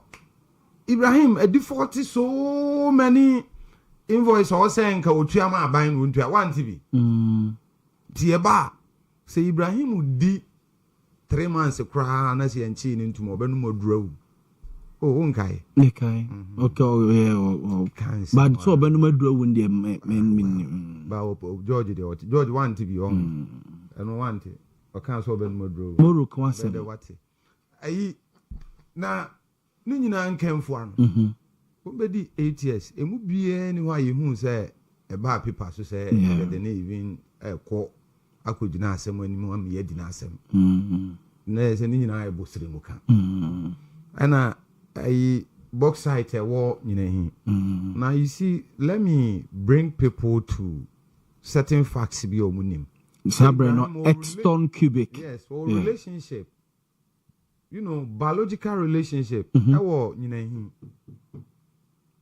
Ibrahim Mahama. I'm telling you, ne ma me ne fa bi free nyina hi. Ne ma me abusua ne bi free nyina hi. And really be free voter region. And that is the relationship they have with Nyaho Tamaklo. Yeah. Send ne uncle and ne Nyaho Tamaklo because ne ma me enua and a doctor Nyaho Tamaklo. Yes. That is the ever side of the ever side, yes. Yes. Inti omo President Mahama ne Ibrahim Mahama ne yes. Omo free the same father, yes. Exactly. But omo nyina hu Dr. Nyaho Tamaklo as their uncle. Yeah. That is how EA Mahama was here in Ebusi. You will not know mothers, no. Except say omo status omo kika baby. Yeah. See, there was this court cases that stand to be corrected. Na nyina hin fo ni bi ne bedina ma Ibrahim Mahama. Yeah. Against Exton cubic mekai. So and we need prospecting no cry no. Yeah, season machine say o Ibrahim Mahama or President Mahama nti. Yeah man be seen ya man. But you can say yeah they say the same box site no. Ekwa sign no hydro the end story we don't know. Ntinka Ibrahim Mahama timi ye and o prospecting na be ye adwuma and anko fa nipa senka Ghana for na anko be for adwuma. Can we say eguwa mfie nwotwe ne akire da so go etu ya nka ba na zenga nya kakra for no mo ye adwuma ni nyina ya ndisi for there be cannot be because technical people ne for adwuma. Yeah. And Ibrahim Mahama relationship na nya ndisi o. Yeah. It cut across ne player no mo kan wasem yi. Ayi private jet no. And prior so MP. And I saw the video on TikTok. Now, OPK. I was near Kragume. Same maybe on accident here. Ne hears also come on and all that. The more day. Yes, I said you need your video. But you are ready to me born. Now we hear Bibia. A bit born. I say, and I'm a homansu nebia, and I'm Diason and Mahusro. Namorabia be to me at me. Maybe cry unimobia. Nipano mo. Nipano mi do no wa nyena. Yes. Etoda ya na nyesika se. Social capital. That's it. A very important pa. In other words, connection. Yeah. I know that didn't call. Yeah. You nim sem penifo kroma sebe men twem penifo ase. Ibrahim Mahama nya president ko for penso. I know onya no. Yeah. Or rise be ye. Sabrina opie pa. I am talking about capacity. Yeah. Engineers and planners. Many big mining companies are both in and outside Ghana. No, omo NAS services in the yeah. Company no, but the machinery and the expertise. There's only provided a lot of the machines. I can say no more. I tell you, experts, MPP for engineers and planners are we special. But it is not about what you support. Yeah. It's about what I can do. Yes. No. Do any policies. Business. And we should look. And then I'm a kind of sister station. Be say, look. I would trick us some neighbor in a cancer Abranton in Yemen or Yen.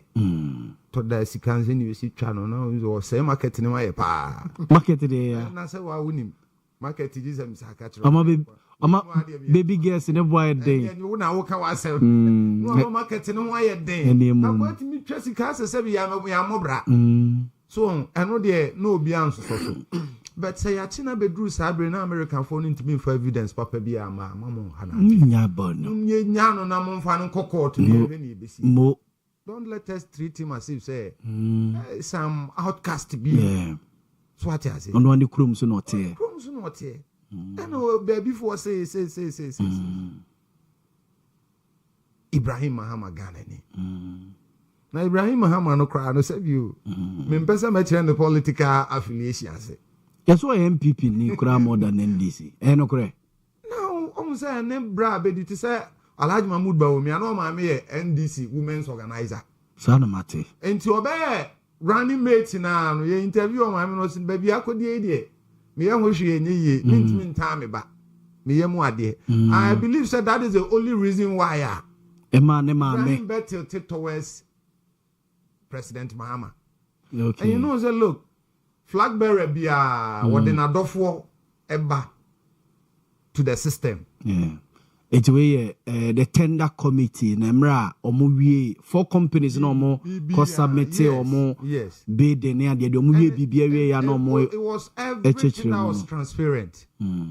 Next year the akoshe kokoo na akwa bi say na no bi road contract bi edema obi ne workers here for na hwan ne there be we there capacity everything look now I write yourself me am na mjina myself baby engineers and planners na nkasa no mining services akese wo West Africa and even some African countries they provide including Ghana it is waba de anymore SMS ni Ronaldo ababom na so we coach na we said Manchester United coach na oba na nanim begu ase pa bebre anim agu ase de but nanim gu ase pa ya Ten Hag sa no mo frɛ no oba na Ronaldo ho no de need agro you can't do that and yes Ronaldo din ni keke and yes Messi din ni keke they are capable. And that is how Ibrahim Mahama is. But I'm not surprised about the elements of politics. No more expected. Why not? Because you see, Sabendia co-opposition. I said the nano asemunti antina. And no can be. But you see, many can say, they will say, Moma share individual cases. Yeah. And you can see economy and seminar boom. Because we are in TNC. Yeah. Yeah. You share individual cases. Road contract by Michelle Minua or sister stations, baby, or boy near Quartier Chinam. Boy, pa. Then no poyando say, Agbojade or catching. Says, MPP power. Oh, we are in the big condition. Remember, I could draw Sabon Samato, Swami interchange once. Oh, my God. One of your Maxime. No, secretary radio. Now, some Coca communication, why Romeo because it's MPP communication. You see, there is one thing that is missing. Yeah. Bit my you want to say George money at the end, prioritize.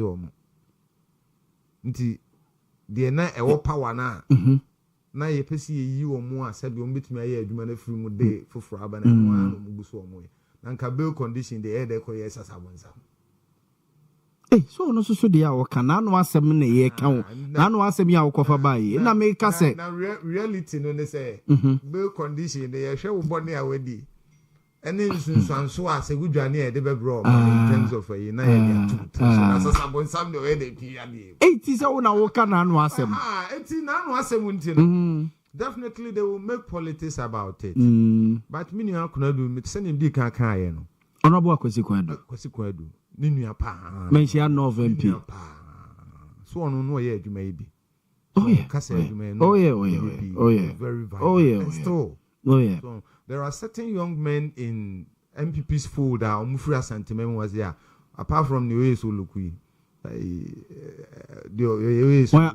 lawyer na neje ba for wa mention South MP I'm telling you when we na Professor Soloku festival no report what him was say we MPP fake no now what that sorry when if you the one who say adia empani kokra or send a constituency Ashtown crew from those things organize the base na Soloku bechi nyina yesu say na so asema okay and so I near maybe na this Soloku ba yeah nipa kwa areho nipa kwa ni jem so echi Soloku na ni je no de what won see adi bro nya twi Soloku da hwe na ma no eyo mutu ne sei na wugina kira bro nya ye di twi Soloku madam won se wo sere madam bro nya ye di twi Soloku moro to aso see apart from Saniama we na one way or the other be farm yem political dispensation no can be this and kai Ibrahim now this year no komu nya bibia enka emfa no but as minority when make a kai me ade bi me kai say e-levy na ye preso that time the opposition 137 no mo de ba ko pena for me na no cry no me say no more MPC ni bi yare so no a minister doubles as a minister arena ebinum so to kwan ma me no o sa TikTok yi ma me me kwa be nyani adwasafo no abo adwasafo nyina no mo ntina ye the number bomb kakra fe all of a sudden hu ya ade ya pass enkofo no dwedwae no so muti wonu we motu kwa we say na still na makotuna o ma pass ade no o ma nka bi o mbego mkofo be ka say muti wo sa na Ibrahim mama ye de ade ne man sa ne ade no nkro no ba but the point in say something must stop somewhere na encourage Ghanaian business more minu e de bia misia na I want to tap into his knowledge but ono ne eboa no ne say wo fa adwene ne ntem so ofa adwene ne me ma fa adwene no but me kokra bom na mbekọ awurade adidi so but say you o sha say omo ma ho appointment no ombedidi eja o unim there is one thing I love in this life appointment employment very good but opportunities are also employment on its own say unim yeah it's true I know creative better it is not all about creativity before me when it is non-existent. Will be position. This is an opportunity. Fair enough. A job to send you therefore no one ne. Why no for years, many years. So investment in a co-form. Me sure send a year crowd that time no discouraging is a security could go as I say. Asia and ma also Cratching why you on a debia would this cake go form. But then no mammy who say, mean na adwene say na adwene ye dey e wo dis dey ayo kwakan wo say say wona mateche mu kwa kofa gold a na ye serewa wonku ana nim ne wo kwa kofa nti wo be din da ade ne be ye sika wo so wo di yi achia wo soro no that time omunya amna na se anko be wura so amna no bibia nim Mate. This year, no, they can say encourage a business people, younger ones, because they have the energy to, exploit. Yeah. Now, inquire any mass of mine because many business people, mean you have way, or employ people. He has people Adopani at their day, but they, and yasam ketwa, yes. Sebia one for more. So Dane be cry, but they, none in San Conan. Teacher say. And now walk baby, I will tunica empire dinner chino. And empire coupon fan and come, I said, Bayetsna. So why my woo, a yaboy. But if you have an employment, I have one opportunity. It's your cabo somia. That is the end of story. Also, budget. Eba man for yabo tre. Yeah. Na enkomo no be wie peye say wie peye wo bra wo say wie peye da eno de o te say o vai da o ba tucha de aza for dide moro yakubu san komo ya wudi ohun menim say ayi Emmanuel Opoku Menza o tia o besresa Opoku Menza eti o besresa wa da o betena ha say the same thing na Poku adina chewo fantastic teacher oh yes Poku echosi ya na ma o beti enka that's it your friend no o say ni didi kakari etu ahene o say God bless the lands and natural resources minister o say nyame nhira na pa say omo ameki a better decision for Ghana say omo ete takwa da mining concession no ama engineers and planners ni ora Ibrahim Amanonim so be adwuma pa amomai no enya so emfa so George mame ensamra wo hono bio George say crude oil price Donald Trump kekan ho a enra na ase wiase nyina enra say na meti BBC ne na me flip BBC ne CNN ne Al Jazeera na me koba say say akwa no sesei because time na no de ase no na ebe ho 8 o'clock no na yankopon cha de kwati so Pakistan president Pope Leo Mabem UN Antonio Guterres no aba bemua ne Trump din komo dem ma man no ase what say almost 2 weeks be one you say oil price no at aba 100 ewie ya na yete say aba 95 as against VIP for so announce prices lorry fare foforo omo nsema omo kan say kane ne kakra kumase omabro so aka na che okwam VIP bus na che okwam 6 hours then almost the 10 solid hours eni twa akra kumase road no ekwan no so asay iti enye fuel ne ade no ho ba omo fi say to keep business no running no or say omo eye bibi e de efa omo prices unti VIP announce new prices e de aba as against fuel price eti eco form mama Dambo Akwaba na so also na kazi enfa the late Dambo so the deal so Dambo Akwaba bibi fine hey the General Secretary of PNC in Ashanti region. Yes. Yes.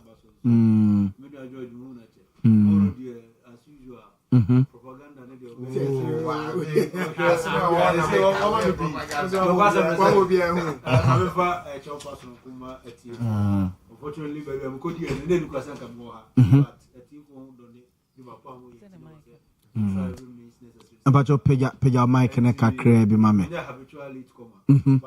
Bibina see Matthias.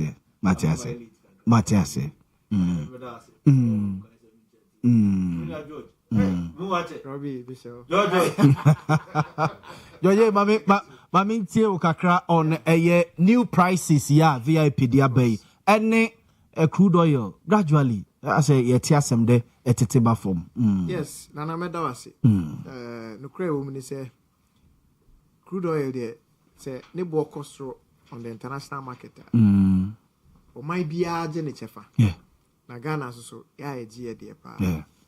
Yeah, cry de ne de are ho fi say enya mampani a o hwe nyame anim ka kire say enye ono a ene modern bobi na ma crude oil international market e ba for. Na mum e ba for mu nyina achi no fi say o say o take advantage na o di e bi ka ho.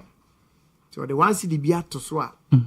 Saskan mi tia na mi ya papa nana. President Mahama. Yeah, baby, I'm a Tommy fuel crowd. Yeah, no more price na kakra.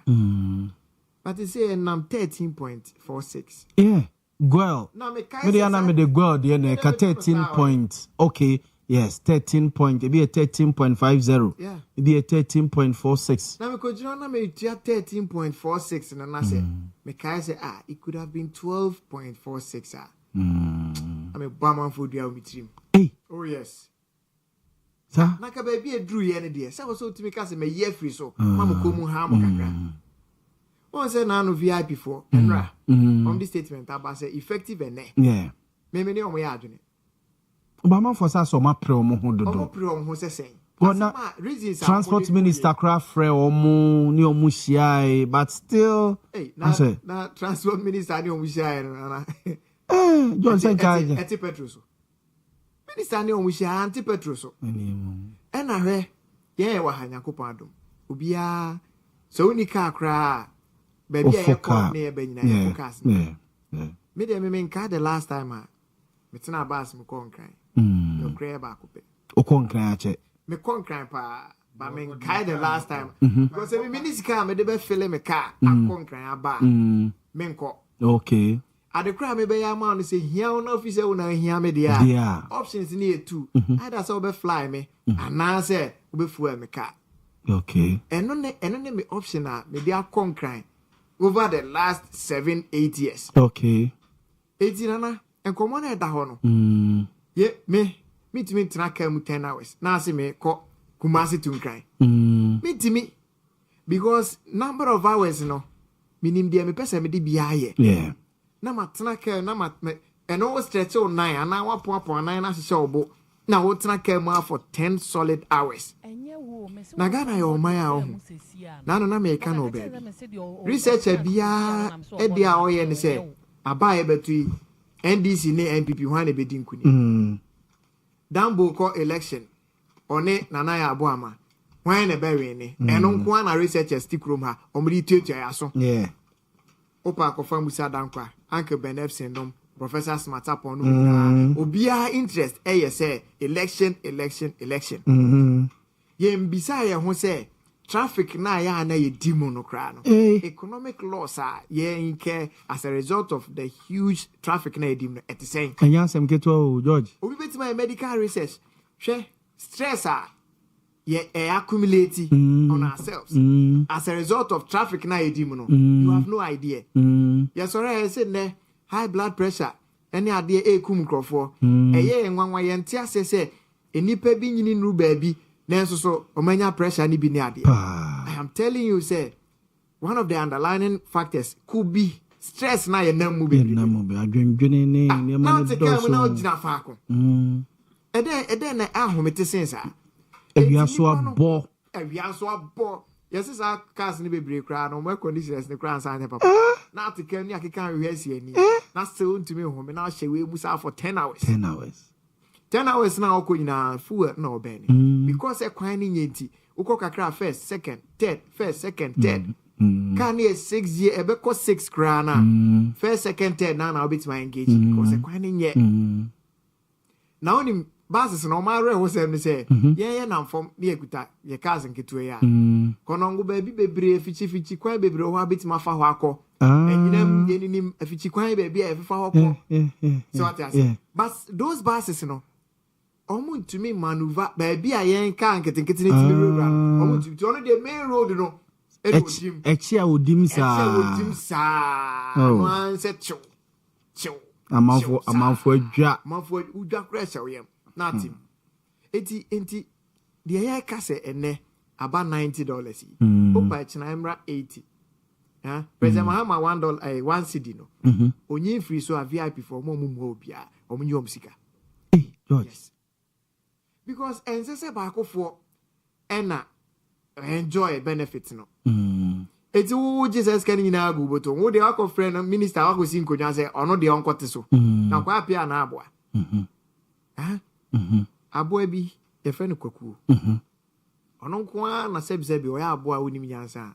Onam twa apia dua so ne kodan so ne se apro. Kwaku. Aboa kwaku. Ne senye kra. So twa apia dua so no da.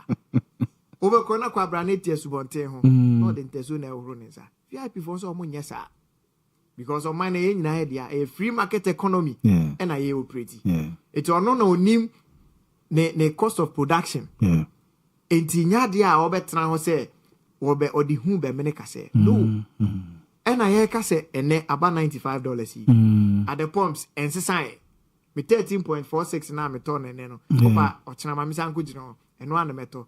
Said the next pricing window cry bafoma. I'm say 2 weeks. Maybe 2 weeks. The next 2 weeks a bafoma. The bomb price a bafo. And I say bafoma na I mean and near man so boa bafomo. Yeah. Because ye to petrol numa can never be brave. It's immediate. The emission him say. Finally can show leadership. GPR2 for threaten says my VIP increase in a year juma. So beto omudiem. Now say GPRTU to me and share ministry no say. My VIP and they are can but at least they are under a ministry, so it be a problem so ha. Na no permanent this be platform bi so. But me nya kokodro ka say ai ka na mo de ba no e are buying the facilitating through a port na mo clear. And I'm say crash hold it right there. Ha buying now facilitating and what jinisika. What the car na ba utu afrit and sana be do port wha charges are hold why be I mean, taxes are hold will be to and sana I didn't make you and we are no asako DVL. Not when you call so roadworthiness. We are no sako insurance. Insurance, yeah. The other don't night me a third party insurance. And so I can share bar. Not a more parties now as a piscano macway. What kind of wickedness is this? Ain't the transport system no? Here a complete overhaul. From acquire and NAMSO to taxes, I hold roadworthiness, I hate you, roads worthy enough. Insurance component, a woman, transport owners, 8 year, I also accident bar. That's also be follow up side insurance. No one uniska be follow ya nana. Yes, I'm get to one share sika back to din say near day mount third party no. yeah. Car now wo di kobo mu no. Enti me nyampu na kampeso akoya wo. Yeah. Enti say yen kodu sam pempenso na mo bia anya na adwen say obechichiri obi nsa gu nachi. E o man ye nyina ye chichiri. Kwan o be fa so o so di sika ruema fa so be free maba no. O munye. Kwan no na fam e de George Opoku Amponsa na yete ne enkano moroma memra ho no mansa na maba eye Robert ona Robert ensame modie ni nyina apa mame moroma menti o Minia George VIP for asemi o mo ken se wonfo ye kai bi nti wa wo kwa ofu plane aeroplane me fu bi do Teacher Constitution your so say NDC JDM should explain if the bomb from the US Israel-Iran conflict has hit Ghana, leading to increasing petroleum prices and lower fares. Using propaganda to win election has consequences. NDC silence on Galamsey fuel prices. LGBT speaks volumes. So say greetings to Honorable Mavis and Cancer Board Wasantamai Koka and then Mr. Usu Bempa. Ishaeso MPP chairman Hofu Way. A teacher constitution we are mwase and the here message we but moro mami tio George want to say on me say me fro sprinter ko utimi for sprinter sprinter na dey hinu a Benz we no yes through 207 na say 207 ni enko biem sprinter na eko na me di ko why ade nya mission now the day 207 kwa Accra moro jai mesra mo mo frefre moro no mo mesra mo TV so mo nyai na ade hia wa I'm touring to the plane moro say ofu 207 ekwa Accra akwa Accra na say no aba papa buy ni me fro VIP ofu VIP na VIP executive no the two ha want ya no me kwa me da VIP ni eko bia sprinter we bi na na do time now for the we bi now for sprinter we and na ekwa Accra moro na hu sika na menya na obi su se sie hu sika na obenya moro I'm telling you nwa na do time na sprinter way sika na ubenya dia akonkran ya den no so but na ban papa buy ofo de papa buy minua oban ba papa we ofele de ko why na fele de ko George it say offer VIP executive na eko so offer VIP no me kwa ni ya available bia ama ba sa kama we bi na ya na ofo ni nyina kama we bi na ya wotenam kwa de amefo kama we bi me ya na me time so hia me pa se we na contem we ni bi de kama we ni bi de contem almost 7 hours in the other braka almost 10 hours first in the name say Accra Kumasi route no yenim kra na 4 hours and almost say stoppages ni so omo bus ni soso esa so wo wade ade nti kakra na ebeye 6 hours but say ne omo di 10 hours o che adakabre che be wo say konongo bus ba ku gire musa wo say close to about 3 hours that is traffic anameboa yes ni nyina e ofanko stretch no so criticism and the be see o sa che enyinam o say enyinam mutimi be di be wana e wo ho sa what ye kwan ko there are inconveniences. As for that one there you can't rule it out, but 10 hours you don't say me can make 7 hours adabraka 10 hours 24 hours no o say omu ntimi nkom masa wakwa bia wakwa babako bakane na nkom ntimi koba be mienu bia omu nye kuntabu ni so on we bia depending on how many hours ade be ko ni fu oni ade ne ho nkro ne ba nya hwehwemu omu buses no so the track ni ade wo mu ti they monitor them is say nipa na track okay there is a way to outsmart it okay. Other than that the last time I me kon kan me do omu na call me ba me the STC na call omu me nka kran rule 6 hours a dependent time and rule 6 hours uchu anajo me true anajo And it's so bedroom. Oh, son. And I get home to me, Kobe, a big crack to me to do exactly 4 hours in a paper. From can I do the old bank, better swam, and also another thing. And 10 hours no more. Matthias, The point is, it's a VIP for the man who say, and a job pricing, and a daytime so pricing. We are no so no. I dare no moody dinners what tomorrow. Minimum so monte so that, into a quantity your may day. Woman near ma, Sabi, a bear says Sabi, system na a drum pempens will be a problem kakraba and you use a problem no na am fam nya de bi a bisisi nipa de bi nya de sa am yen no krani time wa ye betu fu na per liter 15 so ti ya ba bi kra na 9 ene ye de 1 2 so eno na ma na senior no timi feel ni ka no okotena ni seat na nimu a no ko gina fuel station a omiamia no phone so sa tene ke na say a shooty na ayema no atua ha no kra ba ye tumu dia okwa ne phone no omia so ohwe ade na eduru ba bia ne ho beso na wo se ye omunyai nti mahama ye ya ma ne duru ba bia na ohwe ne phone so ye di de pa ne nyesa working especially omo ankasa use omo car to say minu ya no feeling it dey ye did the na then now the George when now to no more wo mobo na we say obi anu wo mobo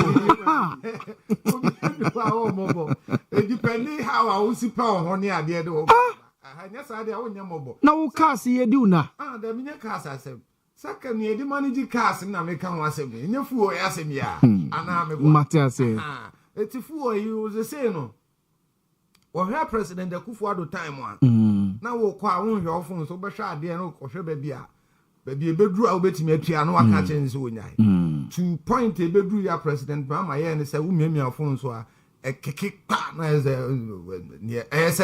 aboma because na edafo ena ya bedru mpempen so bi ti asem factors e mafu okosoro sika na ho oden ene eboa ye tonu adwaman so as at this afternoon $95 per barrel exactly ekoya to 119.20 about 110 111 exactly 113 ho and started say e banachi ba 1212 zana inti emfa say time na fuo on 2022 I call 23 citizen 2022 asem na make you na dwaman so ne $100 sir I'm telling you for a fact that diesel liter back here 23 cedis exactly now obi dia call 100 and something later in 13 14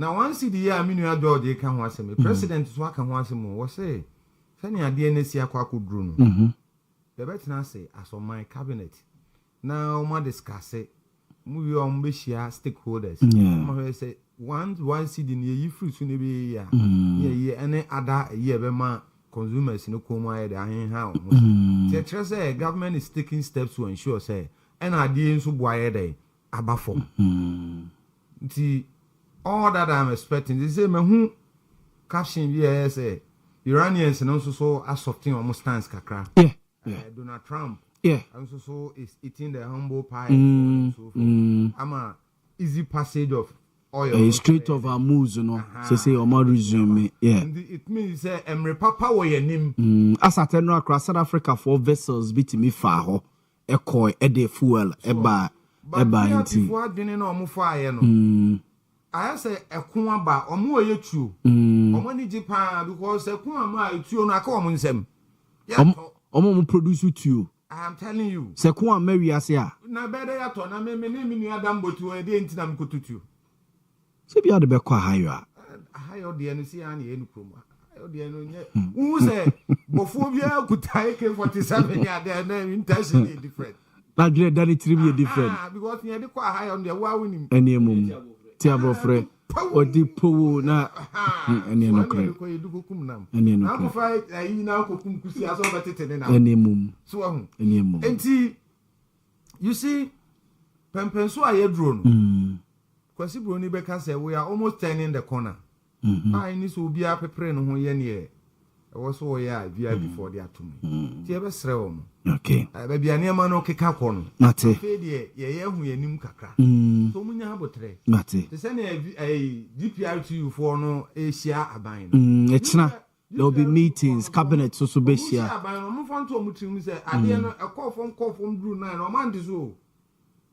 Msetina omoro omanya abotre kura eti aban all this while omuti aban omo kono omo fa no so omutrim se bibia ni omo nhwe won so okay na ye na e ba ye so no ye no omo mate the moro yakubu na yete ne nka no nambo mame emra honomo ma yenka ayi issues mi ensen na mema obe 15 minutes na yene ho enkomo first one takwada man Yediama Ibrahim Mahama. I'm for the politics.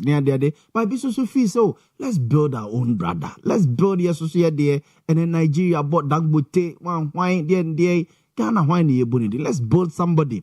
Now, associate cross Africa boundaries, no, and call other countries. And they or more edi home como na a VIP for or more lorry first for bene fuel price, crude oil, baby, I have a big na. Dambo maminti. Na mincha obiem na mincha we butumo producers na mincha tifo na mincha PNC mba omwa santima mu ene Ghana ene nipa biara ohwe Owia TV ene awia nwumre Owia TV de sese ne de TV BBC wa santima mu ne Ghana ye nyina ye bebo na Owia TV baby aduru na pejadum pempen so o se edru se de bia o ye mo betena ha na propaganda no timi pejama ne de we party for no eboje ne so a na je o TV na peja moro entra tembia no bon se o tie na o to ayam pe ne de ba park ne so na adio asama ka obuta say that we are champions bo say edu yes maybe dia Matias. Now, on a more serious note, the mining lease.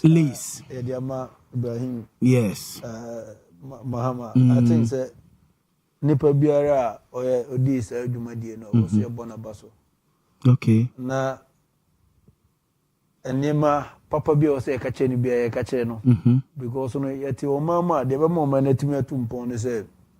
Local businessmen, ebe bodo yeah. Ebe make sure say be empower team amufo, yeah. No be team gino mo, especially businessmen, yeah. Because no, businessman o mamu, no ye adwuma, na onya sika of 40 amufo ni bi, yeah. Until the unemployed youth no attract bi, yeah. Until ma government burden say on provide adwuma, ema team amufo ni nyina no, eba from aba ho erara na kakra. Yeah.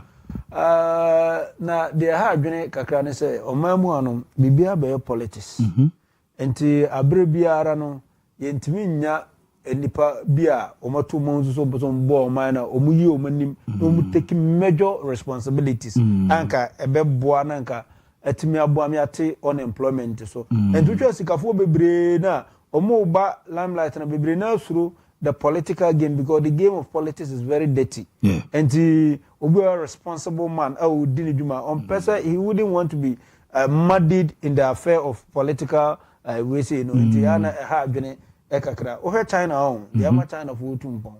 Who's a man be because we are China for? Yeah. What I say? Once they identify a business venture, they go to their country, solicit for funding. Your mom loan at mom interest free loan. No makosa mine, no makotapu on that investment business opportunity na oma huno. They say until Ubo the China and Indiba was starting BBQ to within a short period of time, not the kakraka because of the financial muscle or the financial backbone or a whole state are a sponsor no. Na the hard when say yenya Ghana for mutu kom ko esa ne ma no mu Ghana for to kwa no mu di dwana e miniature jobs enya dia etibe bo enti Ghana ni betu kwa ko US obeko UK nya dade obeye adwuma na saa time aso omre fe no akọ nkokura bom enti obakura bronsa a wesi no wabra wesi ono ntime mforo enti ase no ote enti se yenya timamfo a omunsam oduru a omo pepa so ombo so ombo omo man no omatu omo so ombo so man no the philanthropic worker Ibrahim Mahama Oye expands a whole enti if or the technical competence or the expertise so betimi because already Ibrahim Mahama mining ibena onya contract in adwuma and one thing is that Ibrahim Mahama spans NDC administration from Kufuor's era what did Juma what demonstrated say an astute businessman what did Juma and I don't see the reason why ABA Obibeka say nimia president of the Republic of Ghana and so kwenya so betime ya adwuma na me emfasa kwenya ne ma no ye mfa mani pafoforo in any case me say ebia minim Ghana company na as some of the businessmen or my within the mining sector or more the technical competence and more than engineers and planners because no anya Ghana hanko no mudi omuduma across Africa omudi omuduma or let just omuduma there we are told to say even go first for no crowd no more that mine na ono na a provider or more a lot of more machines or more the adwuma na enti onye new to the area he is not new to the game, he is not new to the food now or the only thing is a to be politics, propaganda, and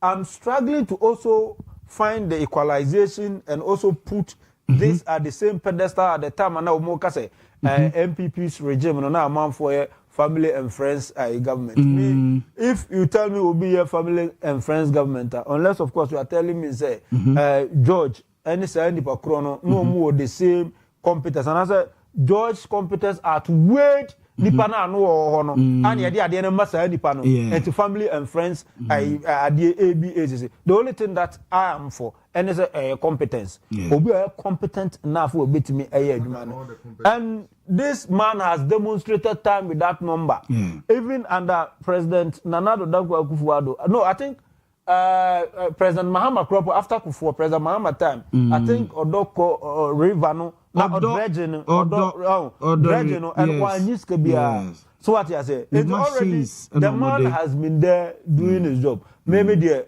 Nana obi ediduma yanhwe nipa no as a nipa no as an individual na yanhwe ni company na or represent no se nipa ni diduma na ani ya o man bra ni Niango kase ni nua na president and as Ghana's laws are no respect of persons whether you are a security or the chief principal administrator so what you say and yama mra no mom na enye dey eni dwuma you say onko ya da mine so ya dey amano so onfandi dwuma and royalty say no also ma o mine no you make sure say eno ba and the padodo say no afọ omo adwuma you make sure say akatua a ese omo be adwuma na ya dey mo so if the person is going through all these established laws fair share or mine nya fair share no. I don't see why there should be a problem on me family and friends any that kind of cronyism any nepotism near the other we must always place them at the deck say Nipano is not qualified. Nipano is not having the competence. Nipano is not having the technical expertise to discharge duties na their man and so on. If say Nipano everything we then we can boldly come. Say if not for politics, if not for say a role bianco be plan ko nya konya so betimaya. Now the corruption this animal day abefra. But if you think that the person has demonstrated himself in the discharge of this in the duties or in the area of expertise now, I don't see why we should have a problem. Ibrahim Mahama, for now, we should be thinking of building business my Ghana as of mine. May the army say all this while not yet na your former goodie na amanone for and ebetu omutu wi a omumfa so omenya no ma edisikari nyina asa akọ ma I don't know am your economy need to be sustaining no if you are building a very sound vibrant economy definitely sika ye nyani nyina na ebedi no pressure am ma yesidi no by most at times na I say aho ne be say yade contract be ma foreigners na omuwie no masesa sikari nyina akọ dance yade be ma for all because of politics. Let's play our politics well. We can do politics and still do a sane one. Not necessarily say me George and I've been into the George Baker be and papa. Politics is about ideas and superior ideas as such. So me George Casam near trans and more near trans near Casam na. I was said there are some tunes and they are almost superior ideas, irrespective of political divide. No, they are adopt to near the bomb or mining teacher. And let's adopt the Chinese principle. Near making sure say Ibrahim Muhammad, that man work when you should be able to raise about 10 engineers and planners. Sect of a company. So who knew why a child be a sound of one day. A bit more to cover no one. A sound of fire and as other mining at the yeah, that should be new Montie say, oh, free her. Maybe we should get another ENP, another Ghanaian young men, so more coho to take over. So, yeah. Now, economy bit me sustaining. Other than that, I don't. Oh, yeah. And VIP announces fare increase from today. April Transport Ministry order defied. Baby, assembly in a Transport Ministry's order defied. Until sir ministry no muno. Oh, sir. Oh, now your ministry, then I back us may be defied. Oh, so back at or a private entity or any business, private businessman. So they exist in a vacuum. They are not guided by laws. And they have issues. They have issues. Yes. Issues, you know.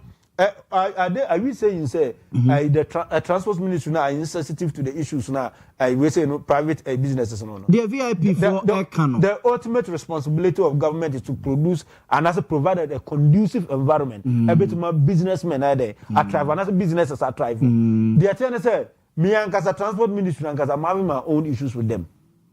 I don't see why. So all the Lord fair some froka from Kejetia, and they call offense, so I would say, me 10 cedis. Now, obedient, of can't ever call offense, or famine call offense, or the Messi Mercury, no, I did 3 cedis, or the Messi Bremai, no, I did 3 cedis, or the Messi Conon, no, I did 3 cedis, or the Messi Cordian, no, I did 5 cedis, or the Messi in Chrono, I did 5 cedis. Now, for the call offense, and also bear 5 cedis. That's just there is no regulation at the sector. If there's proper regulation, will be under the OPE. Enti the ama omokas omu tu lord for media ya kwan nye omaka ekwan ho akwan enye awesa omudi ewo kwan no so no omo say etu akwan nye ana de sato so biem ne say fuel prices ekọ soro mo fuel prices na ekọ soro ninti no businessman bia edi djuma ne de ne say one break even one profit also break even. So what I say, so Boka there also finding avenues over there. Now they had very powerful to say, Sanema way you to see a lipa or bre the final consumer. It's a didn't can about to consumer also. So onuna impia. Meanwhile, no, say fuel now and effective today now. They say fuel now shall say air baffom no. And Topana shall say air baffom no. Half fuel neighbor for no any day. Me, I'm not having a problem with Sanema. How many times they have to fuel also my mua? Yeah, just so a number of times they have to transportation first. Etia ba 9 cedis groma. That's what I said. Yeah, so now already know the kind of fashion so akron born a dinner kwan so adaba for they all because transport ministry no they are toothless. Hey, they don't have a teeth to bite. Woman to me bite it. Woman see be o manumo. And until omo the order ba na other private institutions define. But how come? JPRTU for a threaten says a VIP increases in a year Juma and ne say or first no or matutu no a year Juma. So they will be forced to. I'm saying 25%. But if I wait a friend say Kofu no defy VIP defy transport ministry no in order na omungwa na use cars here more GPRT for no use cars it means no when who say we who nyehu enti say we defy no mu implement new price definitely they would also have to come in because also render transport services enti maybe there sa Bukari ni pen minim adwumadi a transport ministry oye o dwumabi wa oye oba what is what did dwumabi oh so now no wa change Kutuka International Airport dina Accra International Airport oye dwuma arehosam no aka no enti oba so ka tell me say how many months ni ana ya appointed no and say also wakokra 100 buses said they break metro mass for now kokra 100 buses the ba now ni roads and highways ni akwan ni nye na ye tu fuel o mamu ha se fuel price ekosoro 1% mpa was affect ordinary Ghanaian now the buses no dey adwuma na be and 100 buses no the banner VIP FA no e was soro na other GPRT for first no soro mu dey no form and as you want to run at a loss and you just want to run the transport ministry who provide the services to the people unless that's what you want to do. And who catch them say obey an achievement and say Kutuka airport didn't some just say he has no business being at the transport ministry.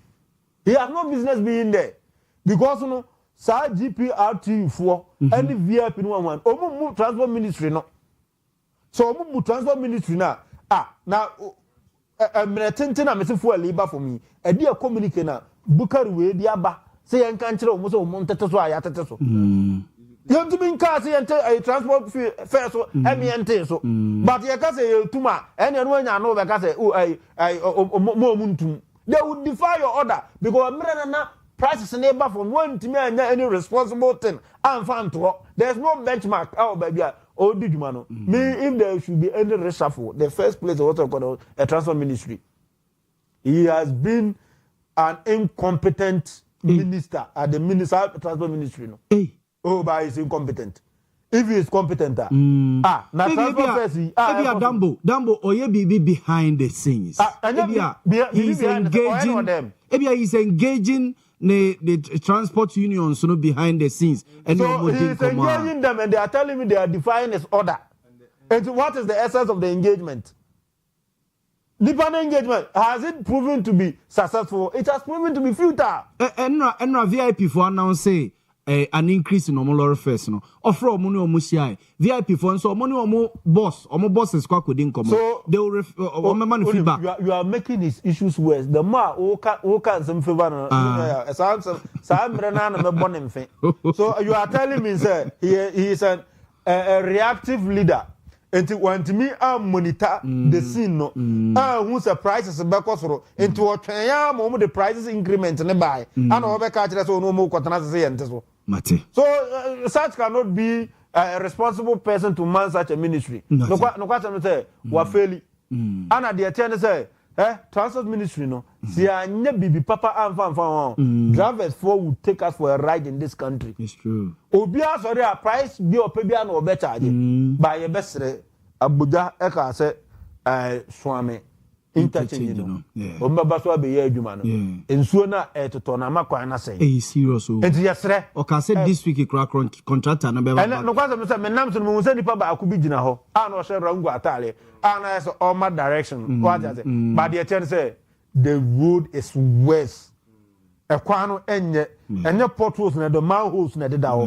huge manholes na deda kwa omuntra say o me fele baby na the ten say the ha ma dwene pa na sa kwa o he na no wusu ansa ho na hwe we say a friend say abujakuru ajanse sa stretch bi na down answer na be fro overhead ekwan no swabobo nkete bi no kwasem na say de dan chen no oni no kwasem na say sa interchange useless interchange I'm telling you it's a useless interchange ade over sa akwa no so me fa so weekend interchange no some say omuwie ebe easy traffic flow it will be the only thing I use for interchange no so be beautiful so I mean interchange na over kwa no so me fa so weekend me fa so dabi o over sa akwa no so na o te ekosi makuru abusakuru ajanse a meba o ti kosi wa I na traffic no between makuru ne I bon ho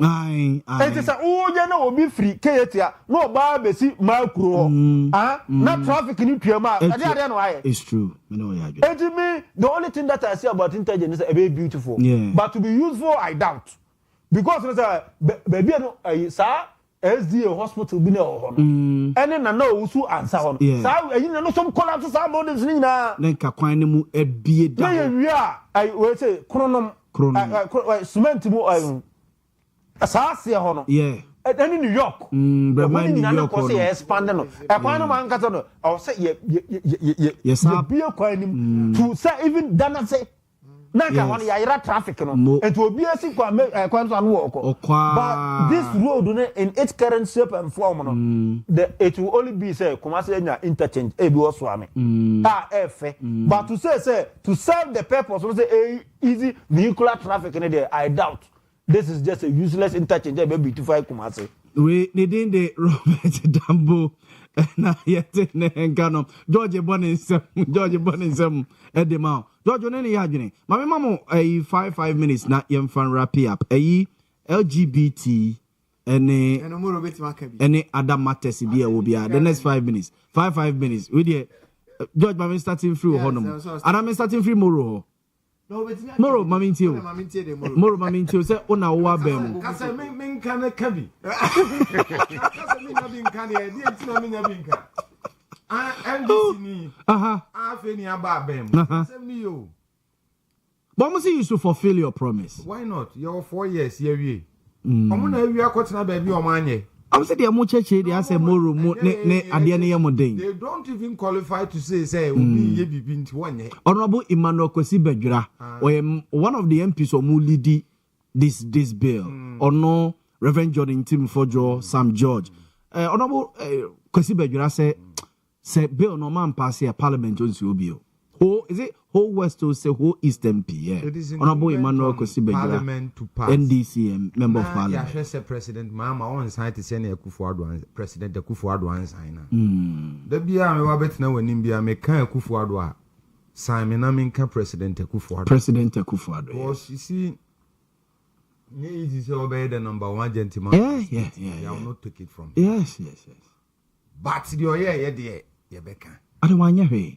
Oh, LGBTQ plus. Yes. TV crash baby. Yeah. Send the person buy. And oye kukwasa sa. Also, Ghana need be the court. Richard Sky the court. The court Supreme Court. But say Ghana need be the court to president the kan kasai. Na nipa no obe court obe kan say president. O say di nkomo.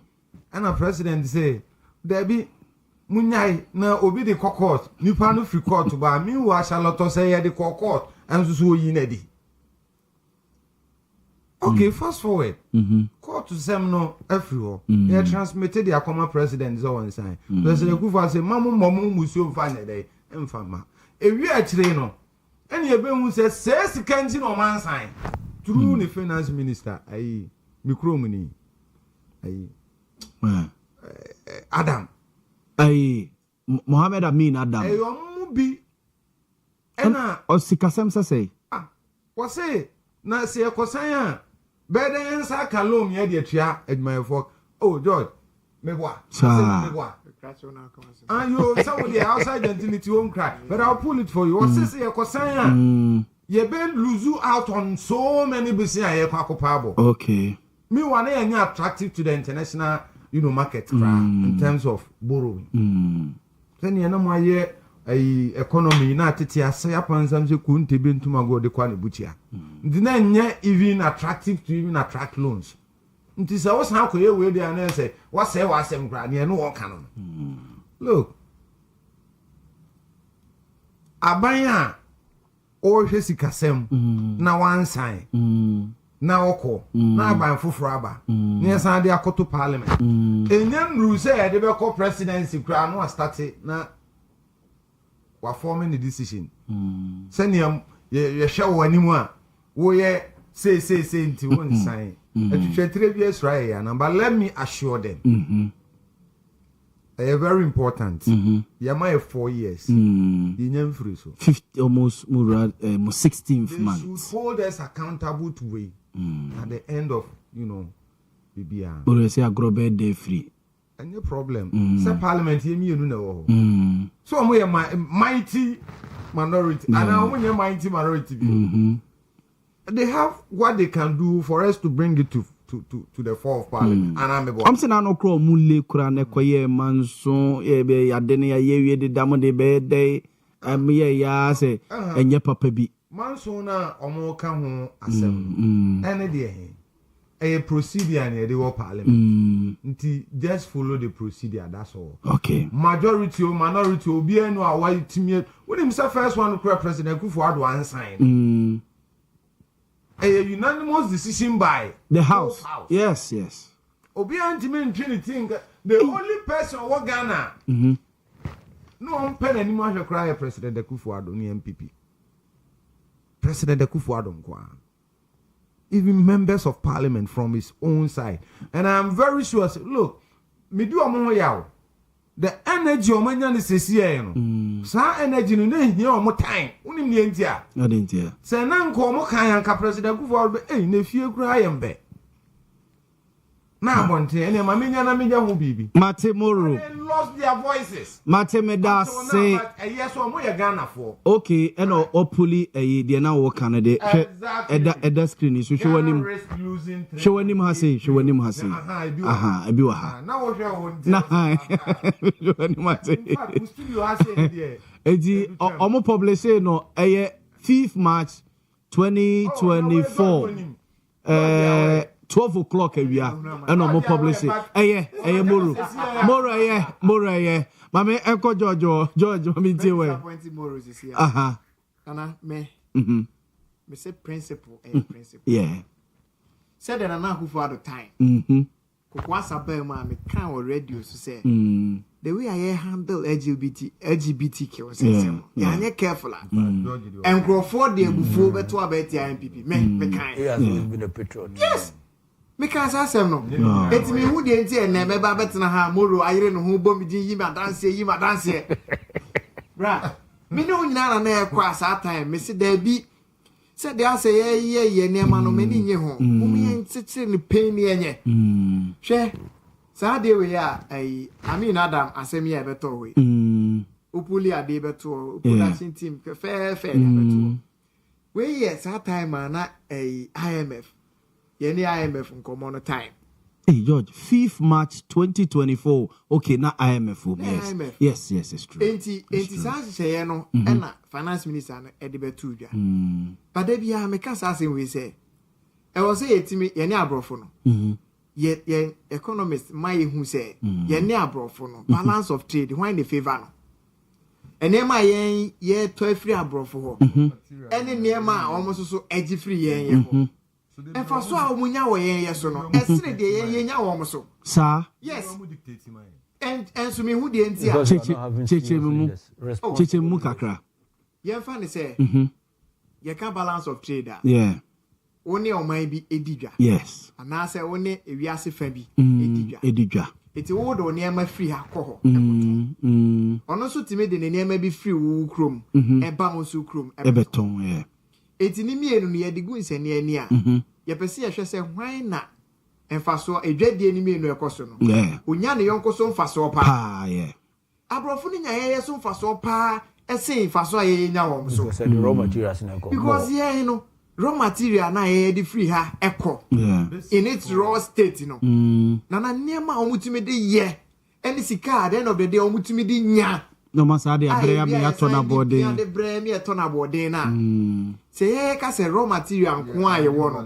ye de ye bargaining chip ni aka say ye raw material no say mo se chinchina say dia ye raw material bi enfri o man we mu e de na prof no betimi aye wo hu e na raw material anya de a obetimi atena ho aye bie because say cocoa ono ayi snow no mo dua cocoa aye nyi enso say gold omuni gold ni bi o no matu enti o galamsey kra nyi so what I say galamsey na ye tu aye say en sa ase nyina raw gold na na san yes sakoye muro no e de yak sesem kire say na cedi na ye say na dollar ye say enti adenti na as o my international for once yen take decision say yen de ye wonie na no na ye gina so akase sa gina ye we yesi wa oni e bedi dwa no yesi we de ye mpe enti katafo ye ko world cup o man issue statement say ho de ye so say bi sa nya brasem no so nsanwie wa bontene sa adwaman sem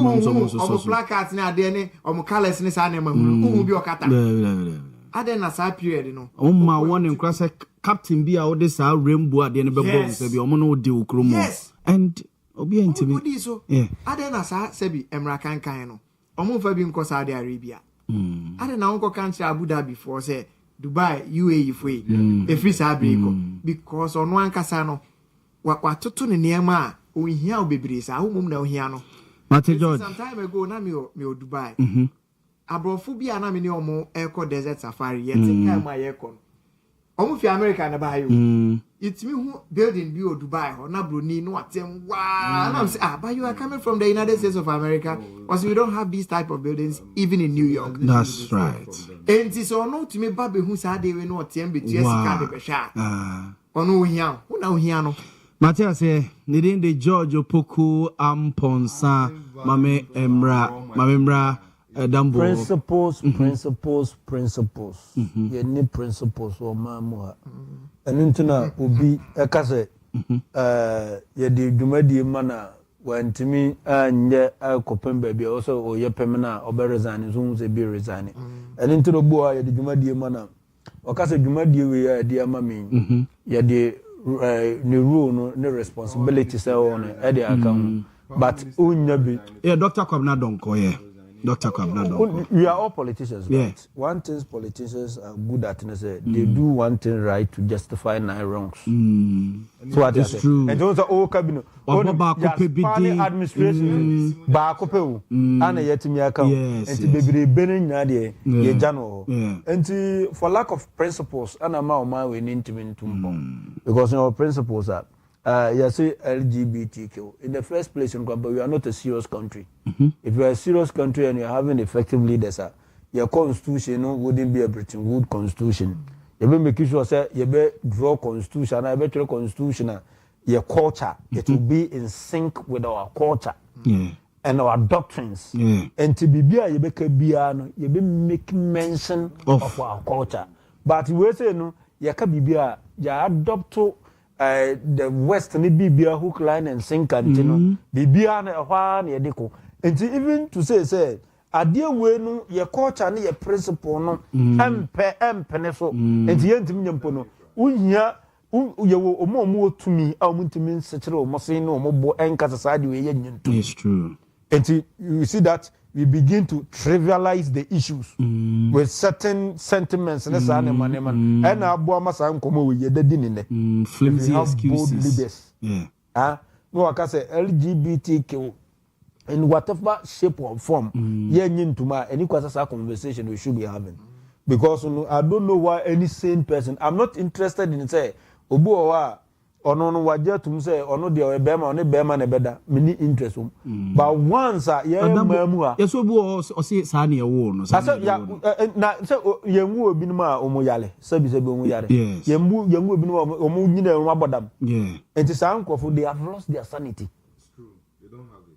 They have lost their sanity. Gays and lesbians. But if you are sane ya mount I rod I bibi poma Mozi Puma. Safa ko wo epukoko mu. Na o ka kire me say Mozi Puma na po na o no mfa nkuwo.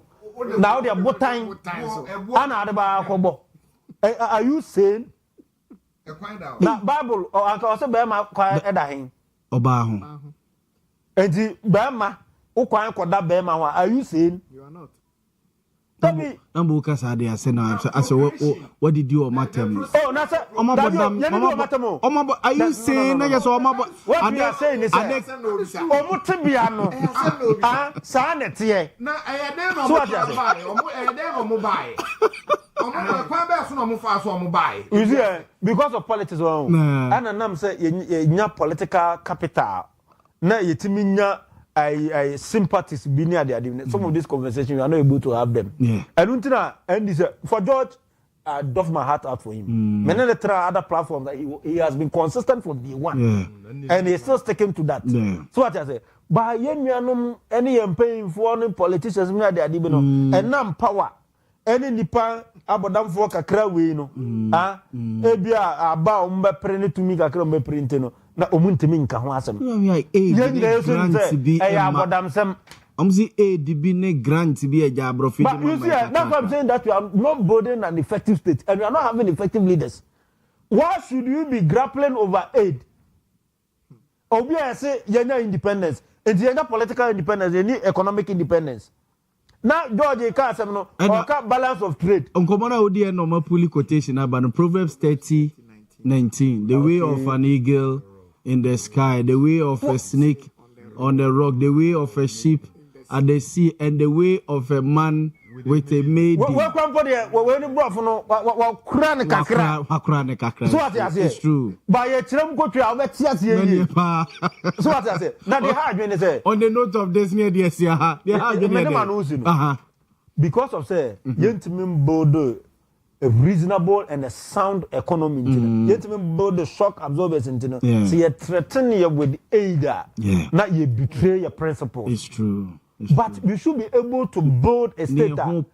Yabeka say, George is a businessman. Let's empower him. George Jinan and National to empower about 5 businessmen. We are building generational businessmen. And the young to me, Brony, Peter B. Manina baby, and you can come as a man. Say, I again in Saman Tuma. Yano, Yadianama Bajama to cry. Not yet trying to me near Yama. Yanama Boarding one. You didn't hear producing a large scale and your economy near one. It's true. Let's throw this away and it doesn't make sense in any way. Matemeda say, gentlemen, Yakopon Yadomechna. Oh, yeah, that's fine. Mo ebesan na sebi yakabie moro yakabie as for me that was news team there so much was so ha say George Opoku-Amponsah ye part of the NPP communication team me that was Moro Yakubu so a part of the NDC communication team me that was Robert Dambo a PNC secretary Washanti region no so me that na Yakopon Yadomechna ebesa so enimosia the same time news no etwa so sisi